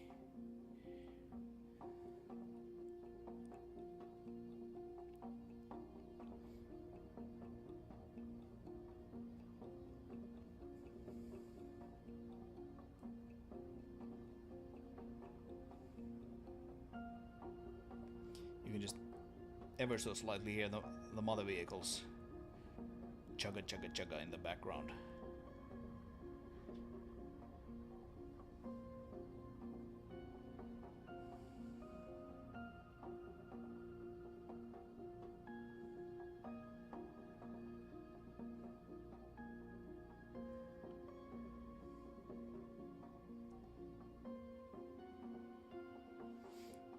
All right, and now we go from the level with the final cliffs to this plastic Lego cliff world. But of course, we could actually change it to point to the correct one already.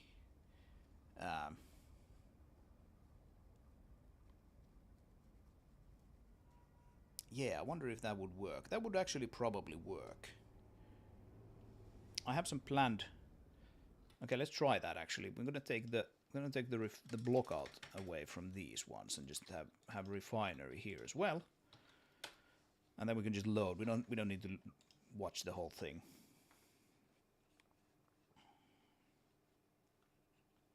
Menu music is nice. Yes, it is indeed.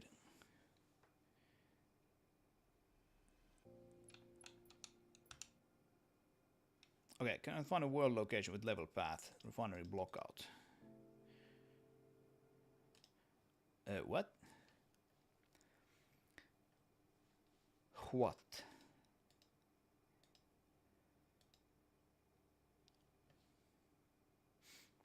Is that actually something that needs to be mapped here in this one? I don't think so.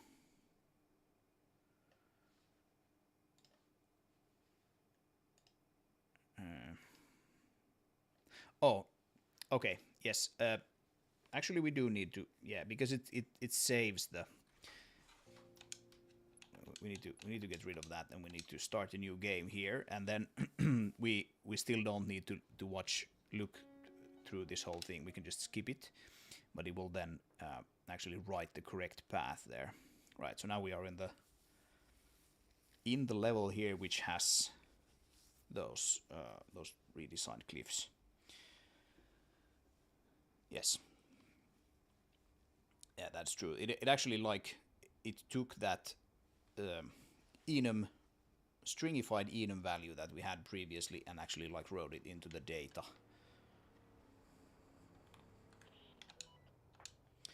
Yeah, that's true. Oh.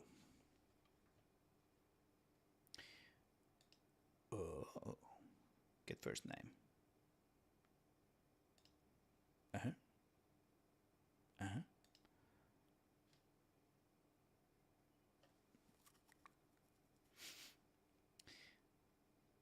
what do you got is the text. What do you got? Who says what do you got in the test mission?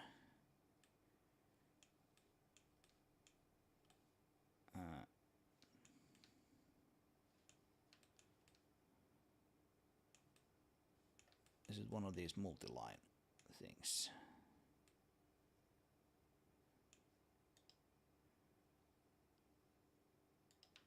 No, I don't think so.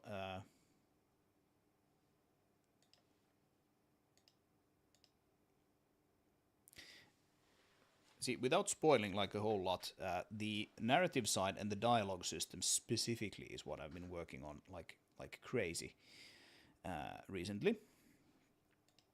And so I'm not actually very surprised that we have a crash in that one, but we should be able to figure this out. It shouldn't be very difficult. The problem here is that I don't have a search function here in this one.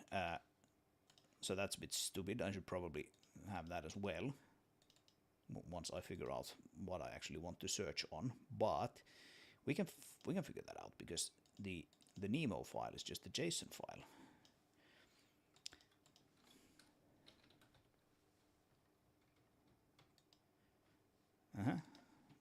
Got question mark is not found. Really? What do you got?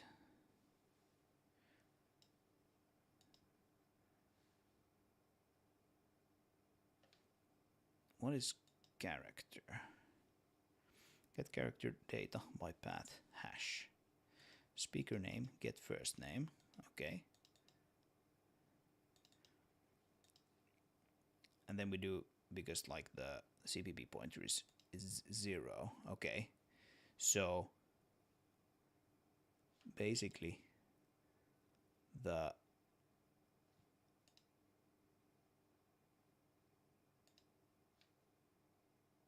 right, okay, it's this one that fails, right? Because the character is essentially a null pointer here.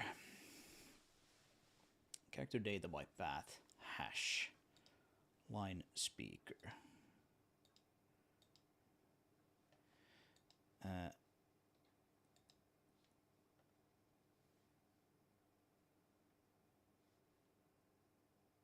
Okay.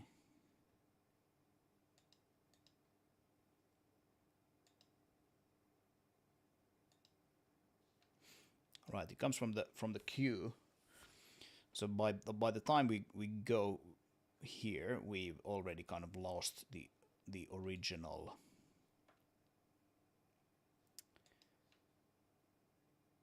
server side call that like plays this thing. Let's put music back on here.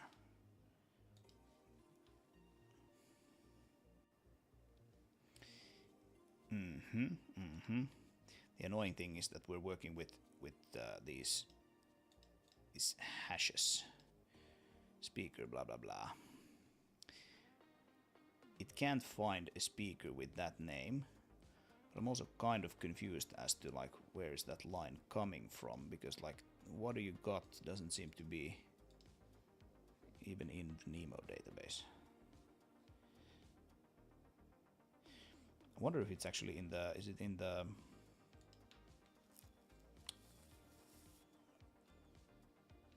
localized data? It's been so long since I worked with this.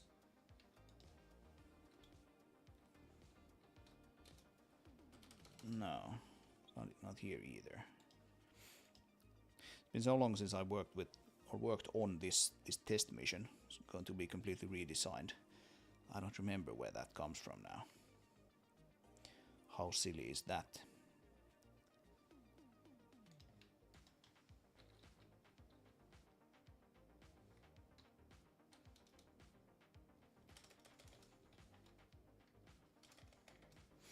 No.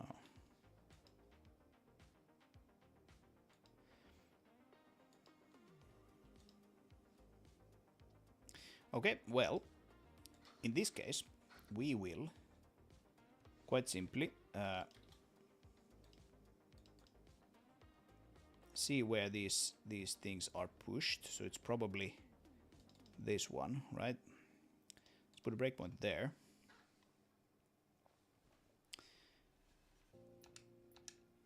just resume this from here.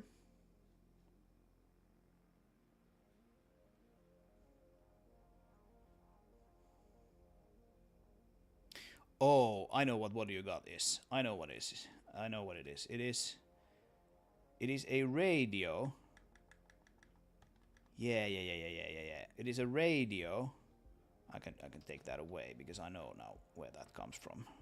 Now that I think about it a little bit. It is a radio bark. Let's stop here and we'll let this intro dialogue play out. Let's go have a look. That's the last thing that row 1 says if we don't move here. But then we can put a breakpoint here and we can do mother, hello. And now we can see that we don't necessarily get that exact text, but it's one of the, like a few that can be selected. The text is, well, something that the Zig compiler doesn't want to, or debugger doesn't want to show us currently, unfortunately. But anyway, the speaker name hash. Yeah, okay. Yeah, I think I know what this is.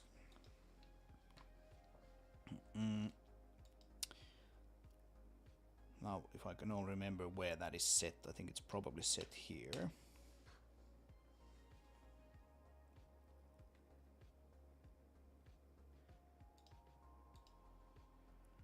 Let's go to refinery. So as part of this narrative work that I did, I actually changed the name of this character in the database. It used to be called Mother AI, and now it's just called Mother, the character that is.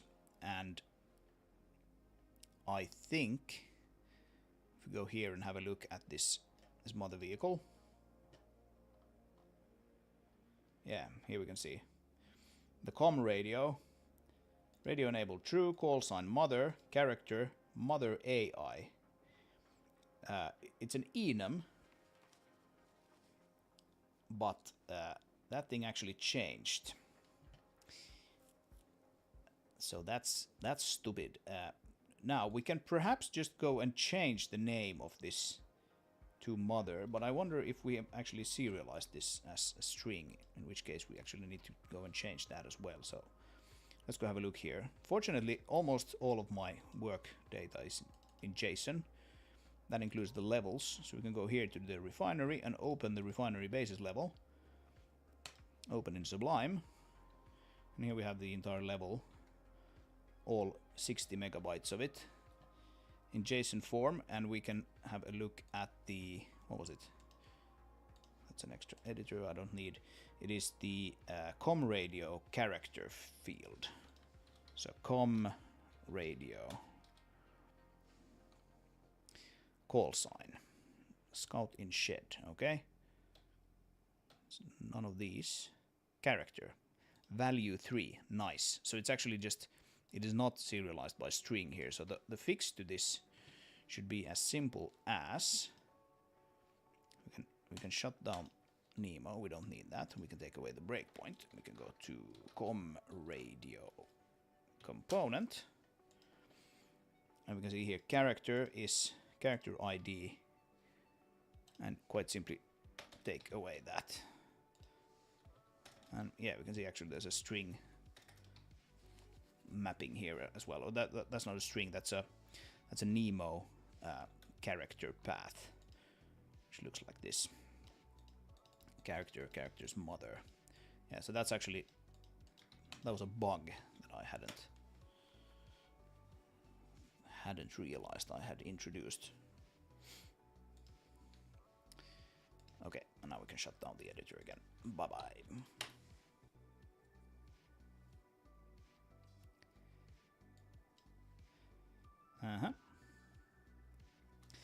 Right, so now we have this in a few places. Let's search for that.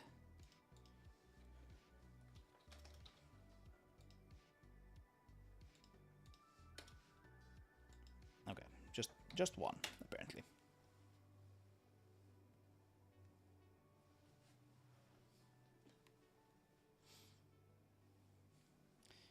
Just the one.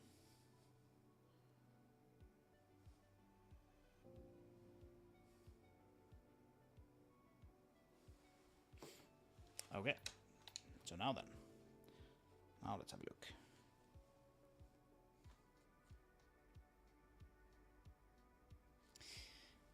And yeah, I expect there to be quite a bit of movement on the narrative side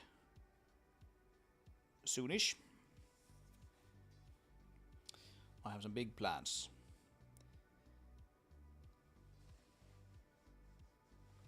For that whole thing.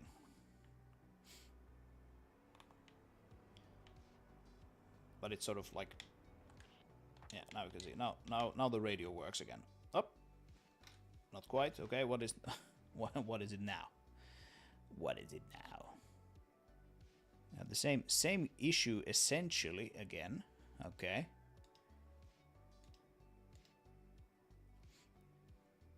Play dialogue line. All right. What's the line this time? What do you got? Again, same thing. Let's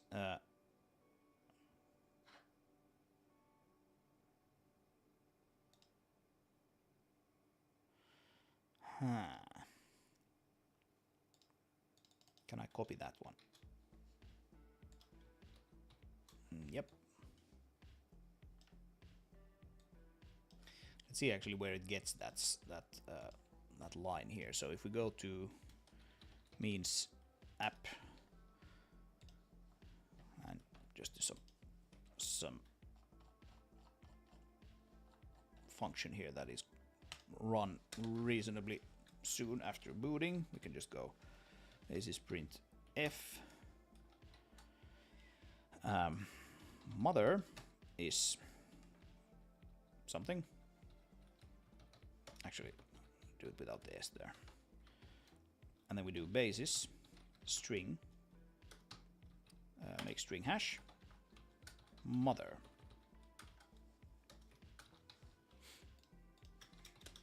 And then mother AI. And then of course the hash that we get sent to us looks like that.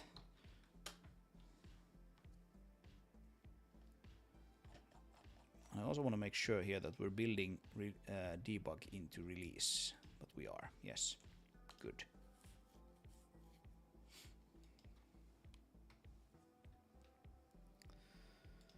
Okay, so we should see it here already.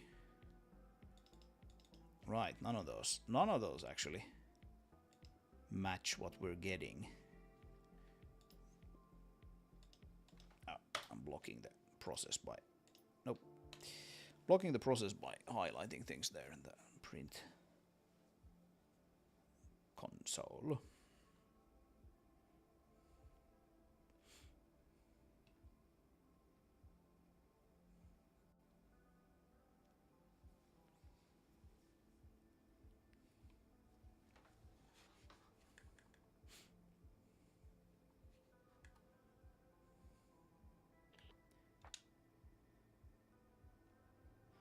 Alright, so now we had what do you got?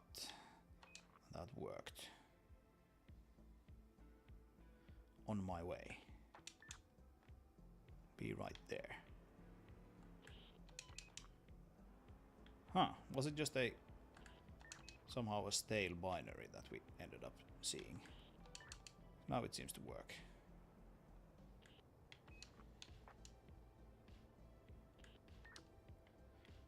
You can see what you got is one of the like hard-coded strings that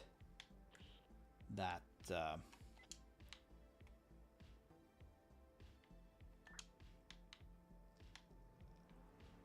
characters say over the radio. It's not really like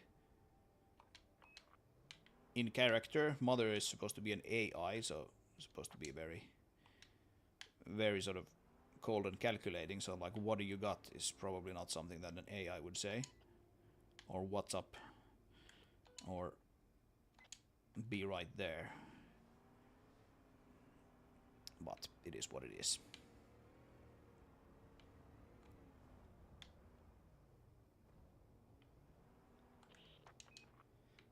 But okay, we're running now without any crashes. Just leave goes there if I find a similar issue.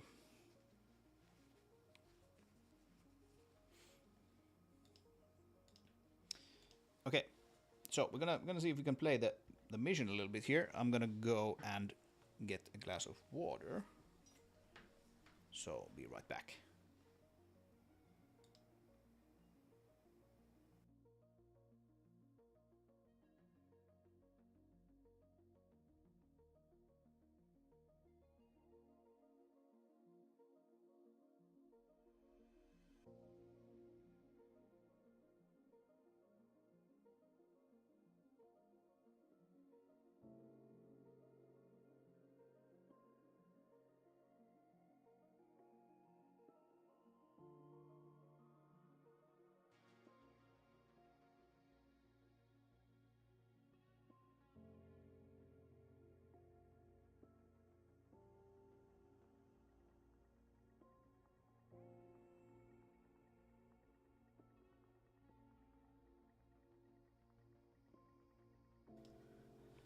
Oh yeah, and I realized that now with these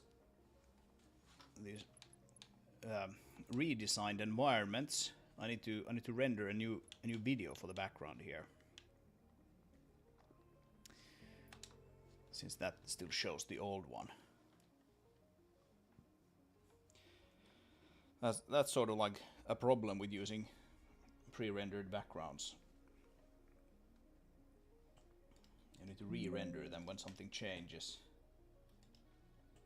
I'm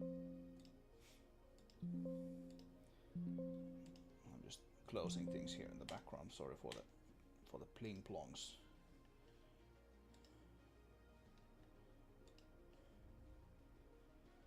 The plings and the plongs.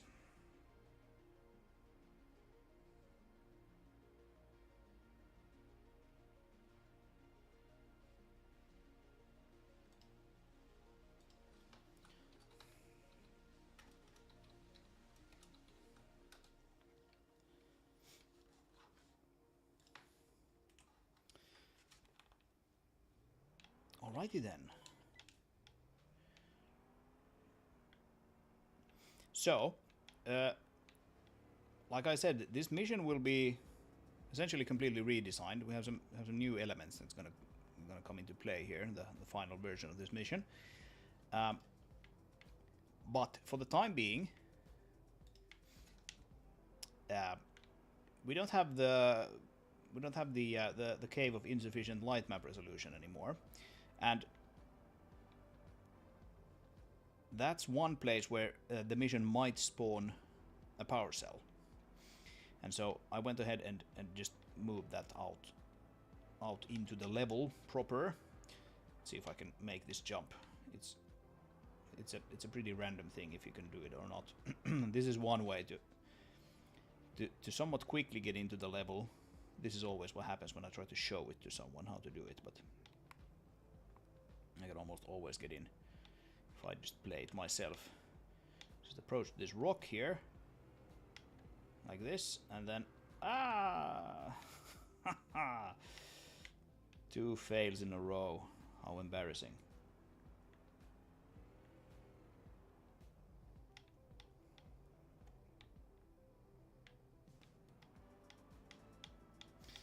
Ah yeah, Rick and Morty comments. Yeah, I haven't watched Rick and Morty for a while. Ah! Oh man, how embarrassing is this?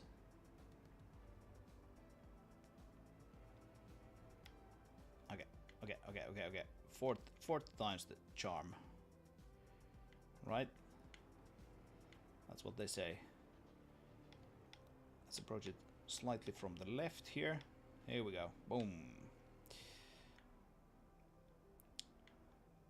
Okay, cool. So, alright, it did spawn a cell here. This area is also like slightly redesigned. Let's see if we can push this into the station here. Boom. Bonk.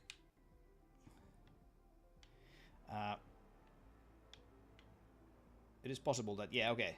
Here you can see this is going to be changed as well. But this is just something I did when I modify the cliff a little bit.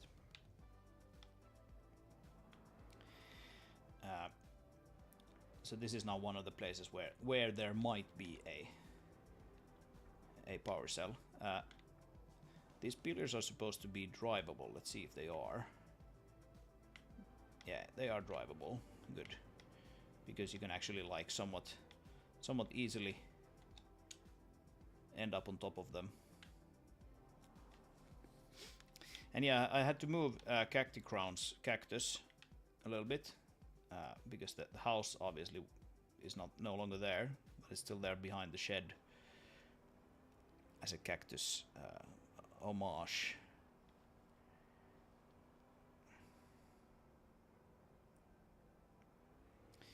Okay, found the power station. Hello.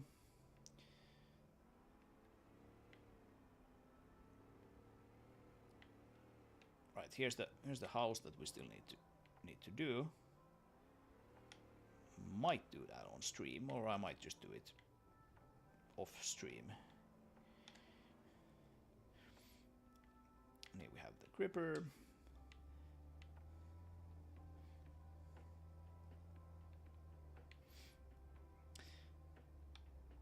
The gripper should feel a little snappier in pre-alpha 4. I basically completely retuned its gearbox because I now have a pretty good actually like vehicle debugger thingy here. You can see like the gearbox shift curves and everything here. This is something I did earlier in the year, and so now we actually have like pretty good tools here for fiddling with these things. Boink. Ripper arm. Raise that up a little bit. Yep.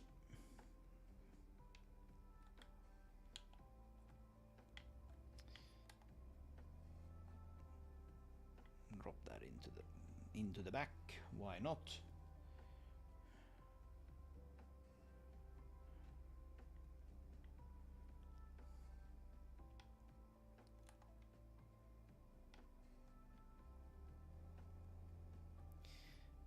Yeah, actually we have like all 3 power cells here. We kind of locked out. We have all 3 power cells here in this inside of the base now.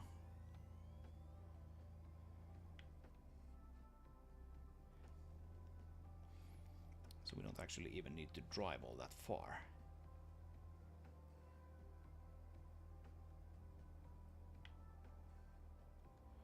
Oh no! Sliding.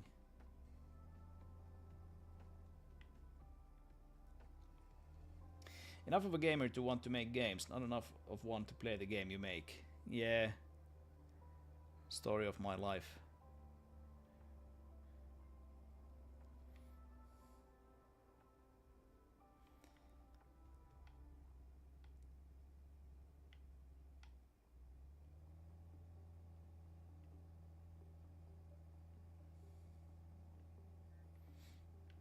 I'm pretty bad at games these days.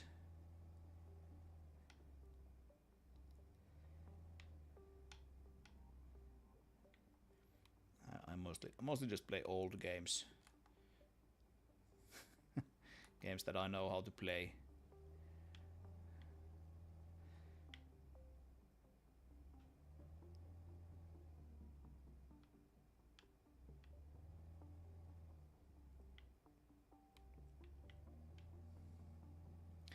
I did play a pretty nice recent game though called oh damn, what is it called? That's a pretty generic name. The Drifter. The Drifter on Steam, like a point and click pixelized, but still pretty modern adventure game. That was very fun. I posted a link about it on the Discord as well, on the gaming site there. And I've been meaning to try out. Actually, I have a few games now that I want to try, which is kind of rare. One, of course, is Mouse PI for Hire. That looks awesome. And another one is replaced, I think it's called. Which also looks kind of fun. But, you know, you need to have time to play it. My time mostly goes to making this stuff.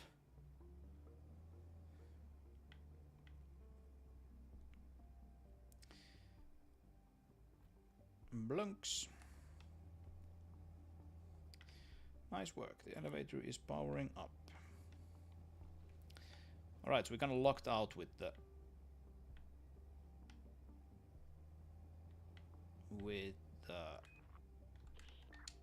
power cells, and because of that we actually managed to do this kind of quickly.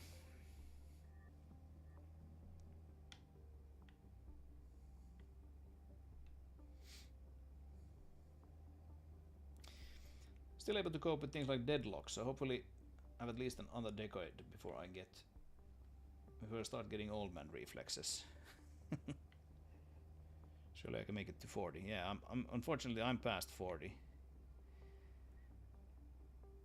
So not that I've never not that I've ever really been like a reflex gamer. Like I've never been good at things like Counter-Strike or whatever. Yeah, I'm actually 42, so I think I qualify as an old man in that sense. But yeah, if you play games like Deadlock is that out, by the way, or is that still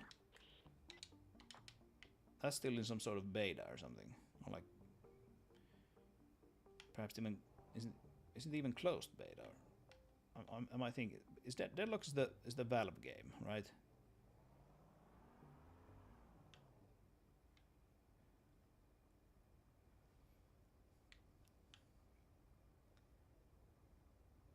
If I remember correctly. Okay, mother, come on. Don't be shy. I don't think I can get over there. You should be able to get over here. Come on. That thing is in the way.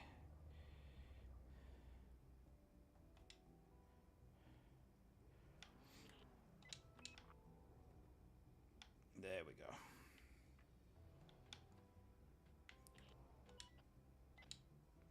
Maybe come a bit closer. It's kind of like considering it to be here already. I wonder if is it like close enough? It's probably close enough. Yeah, and then that thing should go away if you drive out, which it seems to do. Okay.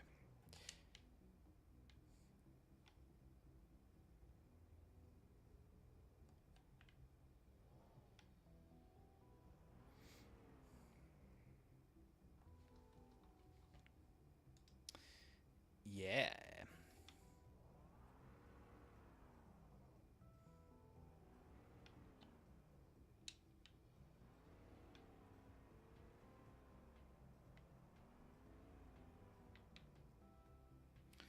All right, that's showing the gripper truck's debug information. That's why it doesn't show anything. All right, cool. Maybe we can play around in the descent level a little bit. So this is one of the new levels. I have actually shown this off on stream previously. We actually even did a little bit of work in this level in a previous stream, but yeah, we haven't looked a whole lot at this. And this is another level that we're probably going to be spending some stream time in relatively soon, because this is a level that I need to basically finish. Oh, this is actually not even export. Let's go. I'm gonna go have a look here. I think this is not exported. No, there's a whole lot of stuff that's missing from this one. Okay. yeah, there's a whole part of the level here missing.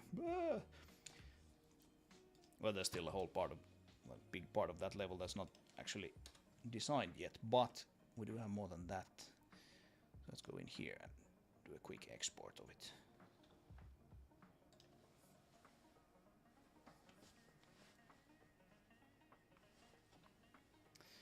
Right, so there you can see we have a little bit more. F7. There we go. Export is fast when you don't have that many objects. And descent.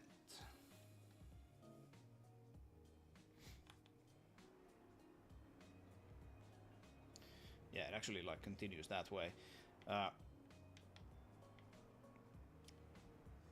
But anyway, if you are interested in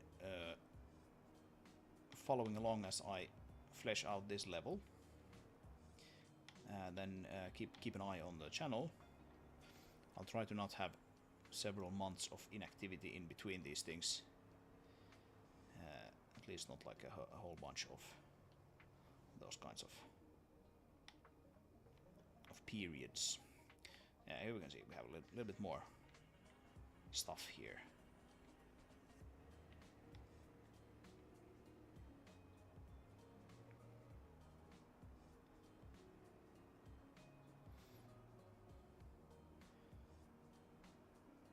There's some single-sided geometry there that isn't quite rendered correctly yet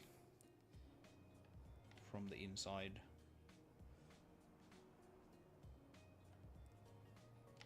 Yep, and this is as far as I got. Okay.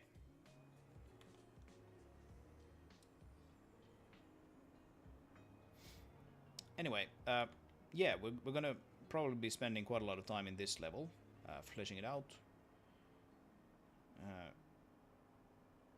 Also probably going to be doing some more gameplay design. So this level in particular has an issue. It's actually one that you, Matt, debated with me in a previous stream. The fact that in some levels, such as the depot,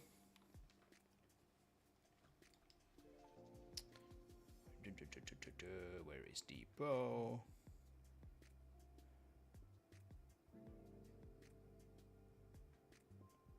Why can I not find depot? Here it is.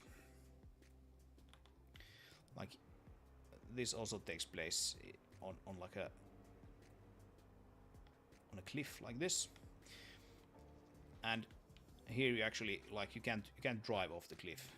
It just does not work. If you try to drive off the cliff, you get blocked, and that's that. Bonk. And it kind of it works here. It's not super elegant. For example, you can't like quite easily drive over this little thing here because it kind of blocks you. But for most of this cliff edge here, you can kind of easily see where you are able to drive or not. And the reason for this is that I kind of didn't want to have things fall off the world that you might need, right? Oh, my voice is too low. Okay, let's bump it up a little bit.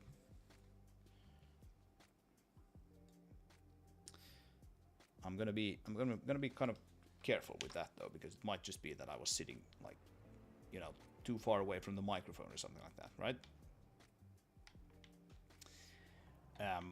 Anyway, in this level, it kind of works. It's not super elegant, but it kind of works. The fact that you have this like invisible barrier here that kind of prevents you from driving off the cliff. Okay, but it only really kind of works if you have an edge of the level like this that blocks you, right? It doesn't really work all that well if you have areas inside of the level that are supposed to be inaccessible. So again, here we just have like the edge of the level. You clearly shouldn't drive down there, because you're driving off the mountain, essentially. So that's fine. However, if you have a level like the Descent, which, again, I should be able to find here. There we go.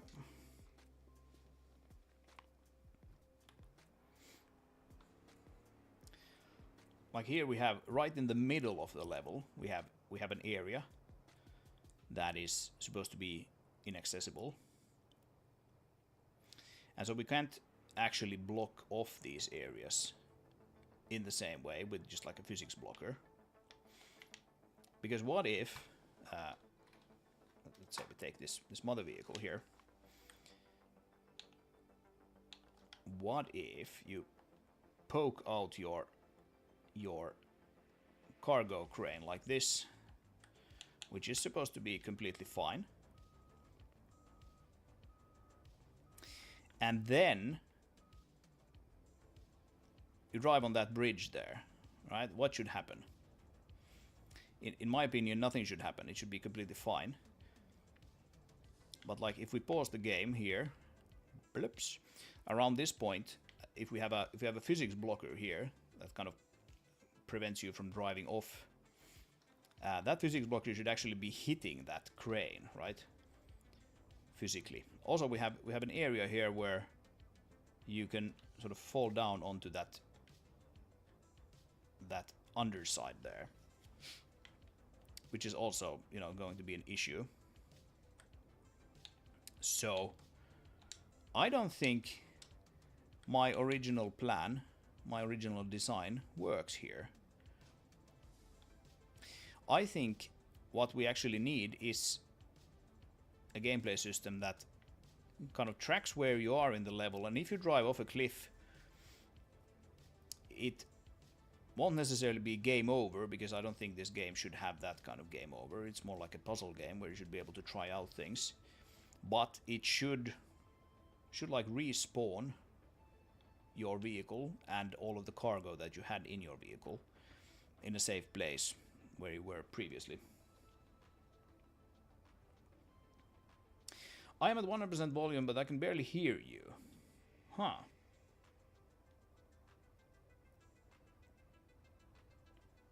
That's interesting. What about you other guys? Are also having issues hearing me properly? I don't doubt this user whose name I can't pronounce, Light CB6LF. I don't doubt what you're saying is wrong, but you're the only one who complains. So before I raise it even higher, I'd like to get confirmation from the other guys.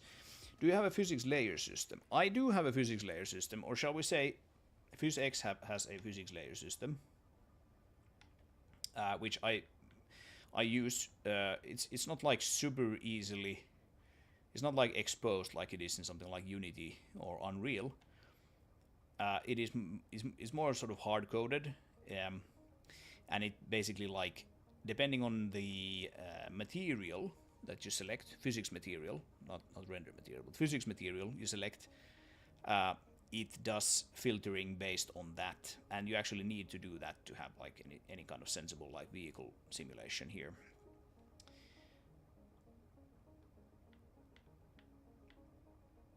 I do find I have to stick you on 100%. Okay.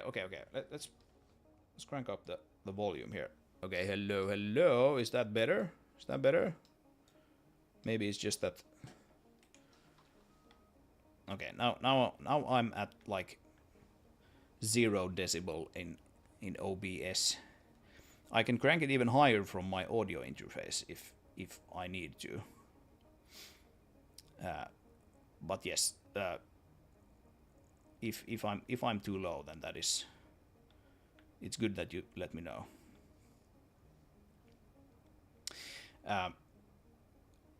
Right. Anyway, I don't think the physics filtering will help me here, because, like, okay, let's say that let's say that you are filtering it on the main body, of the thing. That means that you would have to, in this case here, for example, you would have to come up with some sort of shape here, which kind of like prevents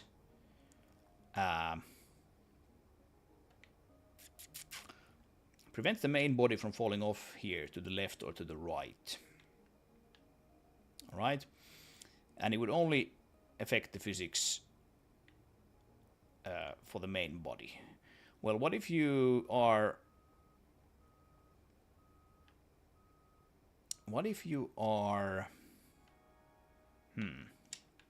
sort of thinking this through as I'm speaking it. First of all, you would have to kind of shape it so that, you know, there's no way you could hit it from here underneath. That could be one way to solve it, yeah. I am, however, thinking that, like, okay, what if you have something in your cargo bay? So basically, like here, it would mean that you would have some cargo here on top of this guy. Let's put some crates here, like this sort of stuff. And then you're driving pretty fast along this road, like this. And yeah, like obviously this thing doesn't go very fast, but you can have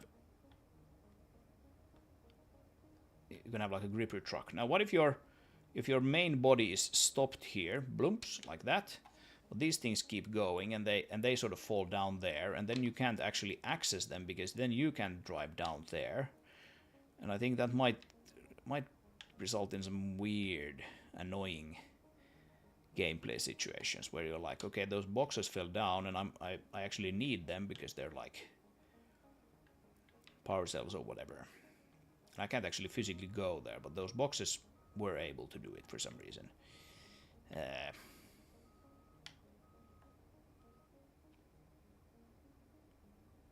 I don't know. It might work, but it might be strange.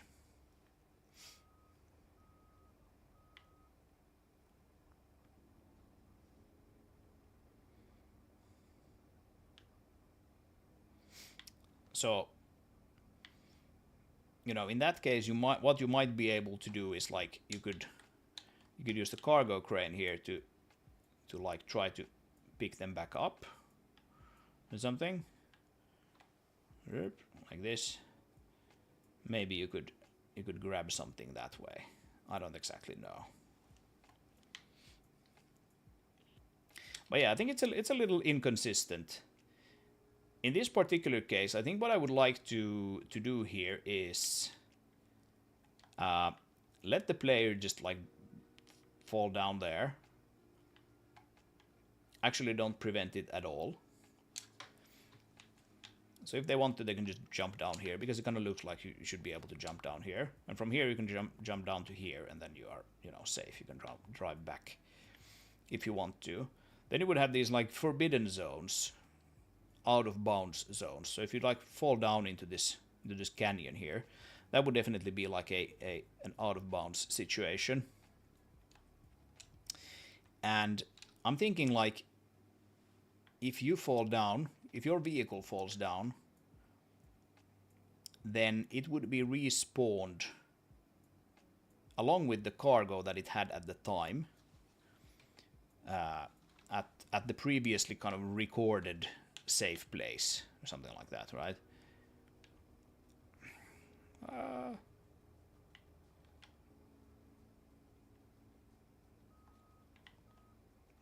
stuck with my cable.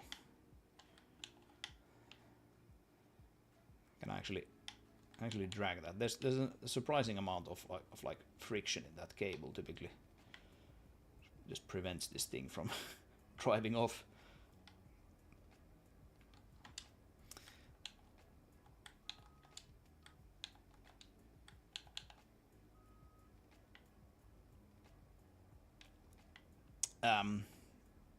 So yeah, anyway, I think that might be like a more fun way to solve this issue, because then players could kind of experiment and try to make like crazy jumps and things like that if they wanted to. You know, even in the sandbox mode, that might be like a more fun way to solve these things. That if you have cargo in your truck and you would like to make some jump, and you're not sure if you're gonna make it or not. It might be nice to know that, okay, you can try to make it, and then if not, you just get respawned somewhere where you were considered safe. It might mean that we have to like mark up some of these levels with like safe zones and out of bounds zones, but that remains to be seen.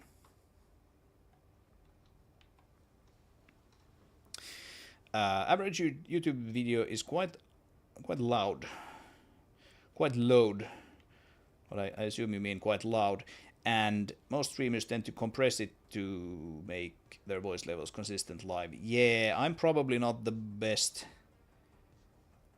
audio-wise. I mean, I do when I make a video, not a stream, but an actual video.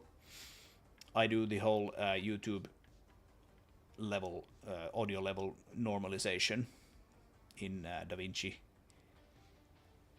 which tends to produce kind of nice results. But I'm sure these live streams are not necessarily as consistent, at least not while they are live. I think YouTube actually like makes YouTube does some normalization like after the fact. So if you watch one of these live streams like a couple days later, then they typically have the normalization done to them automatically. Most people really dislike invisible walls. Yeah, that's another thing. And we discussed this, and you made some good points, and I agreed with them, but I figured it was my best option at the time. I've kind of changed my mind a little bit about that, so I think that's something that I will have to do actually pretty soon to make the mission in this level work.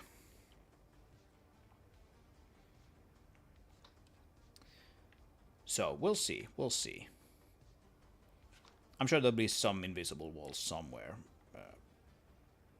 but it would be nice to have like these out of bounds areas. Just instead of having invisible walls, you would have them marked up as being out of bounds, and then the game can like react to that in various ways. That might be nicer.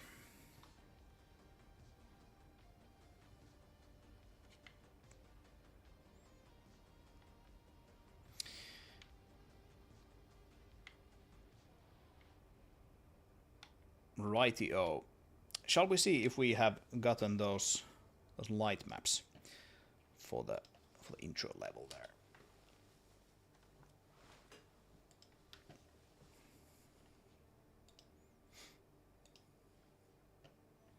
Right, so it's doing the dish towers,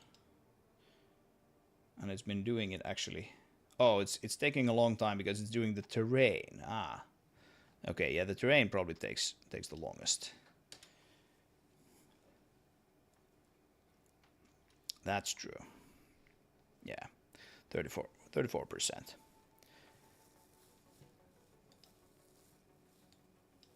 Yeah, the terrain takes the longest for sure in the intro level.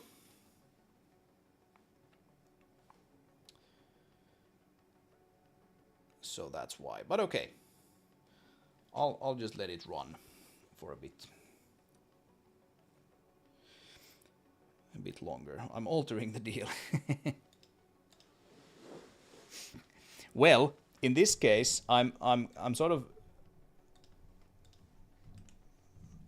altering it in the direction that you wanted, right?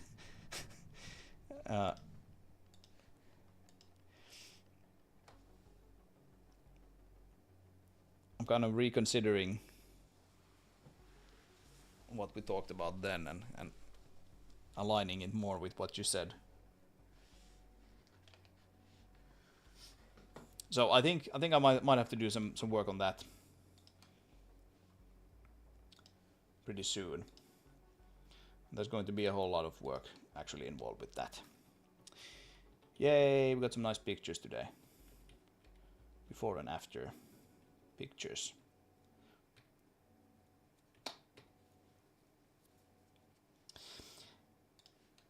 Anyway, folks, I think we're basically done for today. I'm not gonna go into the whole collision thingy. I will probably have a think about how I want to do the collision, because like oh, where's the refinery? There we go.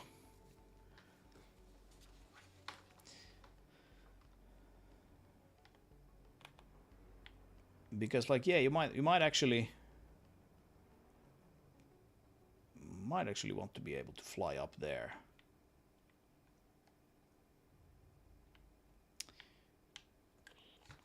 If you have the mods. I don't think we have any mods installed currently. Ah, we have the Jai mod. Wow. Let's get rid of that one. I actually probably need to update my modding.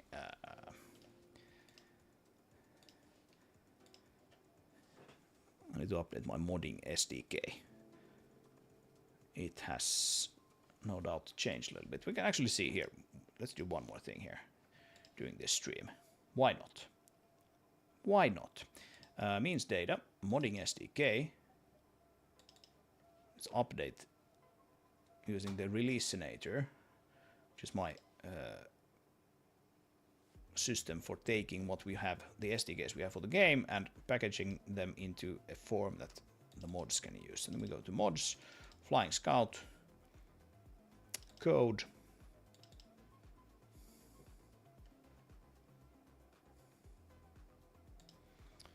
and we go here and we do let's delete the Zig cache, Zig build.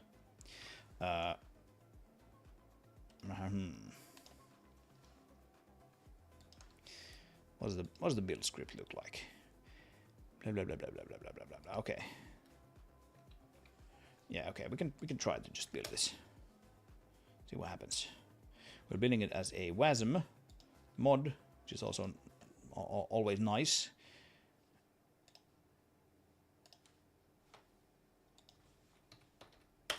Because that is the format that you ideally want it in.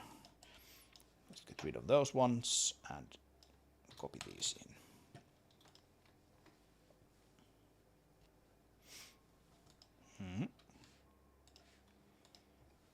See if this works. I'm going to end the stream by doing a little bit of flying. Alright, enable. That looks good. I need to restart to load it. Incorrect Timbre data format. Loaded data is version 10. Expected version is 11. Okay, so Timbre has also changed indeed. And we should be able to just go here. And Flying Scout. And we can make sure this thing actually like works. Looks good. Yep, that's good. So we just build that. Build. And then we need to build the data for the actual mod, which is here in the mod folder. Flying Scout.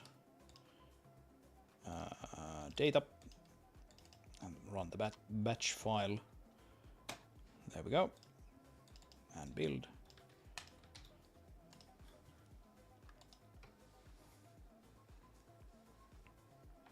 There we go. Now the mod is loaded. Excellent.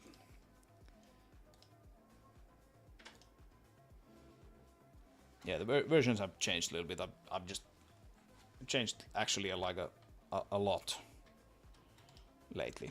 Even though I've been very quiet, or perhaps because I've been very quiet, lots of things have changed under the hood in preparation for some new stuff just coming online.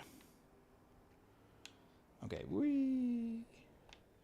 So yeah, with this you can for shizzle drive up onto those cliffs, and we need to handle that somehow.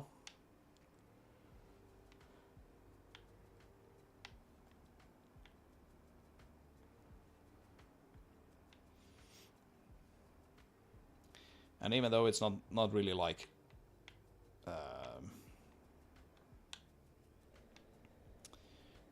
it's not really like you know, a supported way of playing the campaign, just like people don't like invisible walls, they probably also don't like things that look like it should be blocking but actually isn't. Ah, I'm falling down. Oh no, oh no, no, no, no, no, no, no, that was so close. That was so close.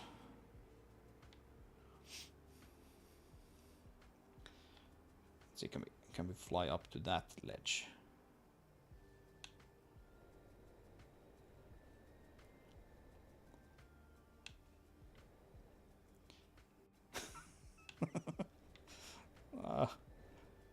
Yeah, this is typical flying scout gameplay. You overshoot everything.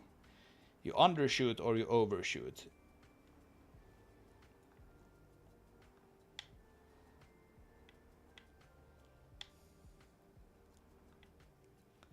Okay, let's take it from this direction, and it'll be trickier to overshoot because it's flying towards the actual cliff wall there.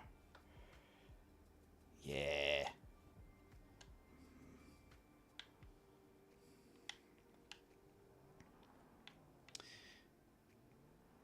Yeah, the level of detail is not quite the same up here, obviously. You don't want to spend your budget on things up here that almost no one will see.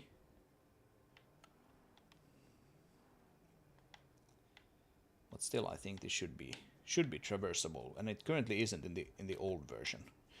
At the same time, I'm not sure I want to have, you know, necessarily the same level of collision detail here either.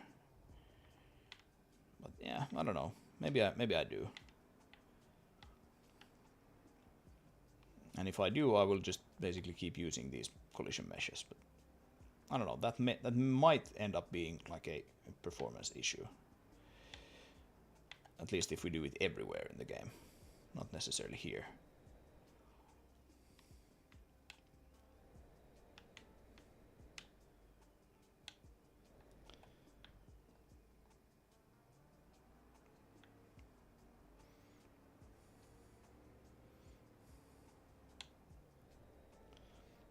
Yeah, I think these meshes up here have collision just completely disabled, actually.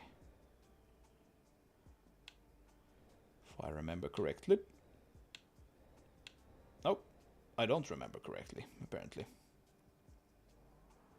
Ah, I think they actually have in the old version, but yeah, I've actually replaced these now with new meshes. Yeah, and then you fall down there and fall into the kill plane. So basically what I want to do is I'm going to go into refinery, because I think we should just disable it for everything or have it on everything. Now we have it disabled for everything except one mesh, and that's just silly.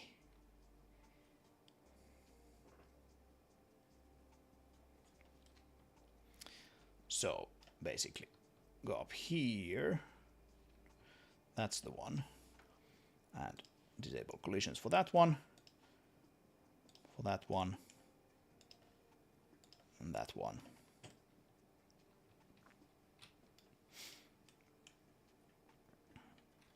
For that one, I've already done it. Okay.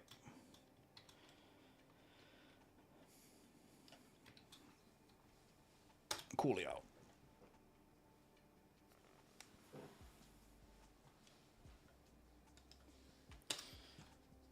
Okay, well, maybe we'll call it a night. And instead I'll try to not take like a two-month break again after this. Now that we have a few of these really large tasks, like remodeling these cliffs here and texturing and doing all of this BS, I can get to new stuff again, and which includes streamable new stuff. So shouldn't be very long until next stream. Might even happen this week. So look forward to that. If you want to play the game, come join the Discord. You can play the Pre-Alpha 3 today. Pre-Alpha 4 will launch pretty soon with new things in it. And of course you have the modding support already online. There are instructions in Discord as well, and if you can't find it, just ask me there. And I'd be happy to let you mess around with things like the jetpack and all of that. Of course, the jetpack mod is also already open source, so you can just fiddle around with that and see what you can create. And remember to like and subscribe. This is the new channel for the live streams. That's why this channel is pretty small. There's also the main channel, which has a lot more like actual videos. So subscribe to both if you think this looks cool. And remember to add the game to your wish list. You can find the link there in the pinned comment, actually. But you can find both that one and the link to join the Discord there in the beginning of the chat. And anything else, join me in the Discord and ask away. And I think that basically covers it. Have an excellent rest of your day, and see you next time.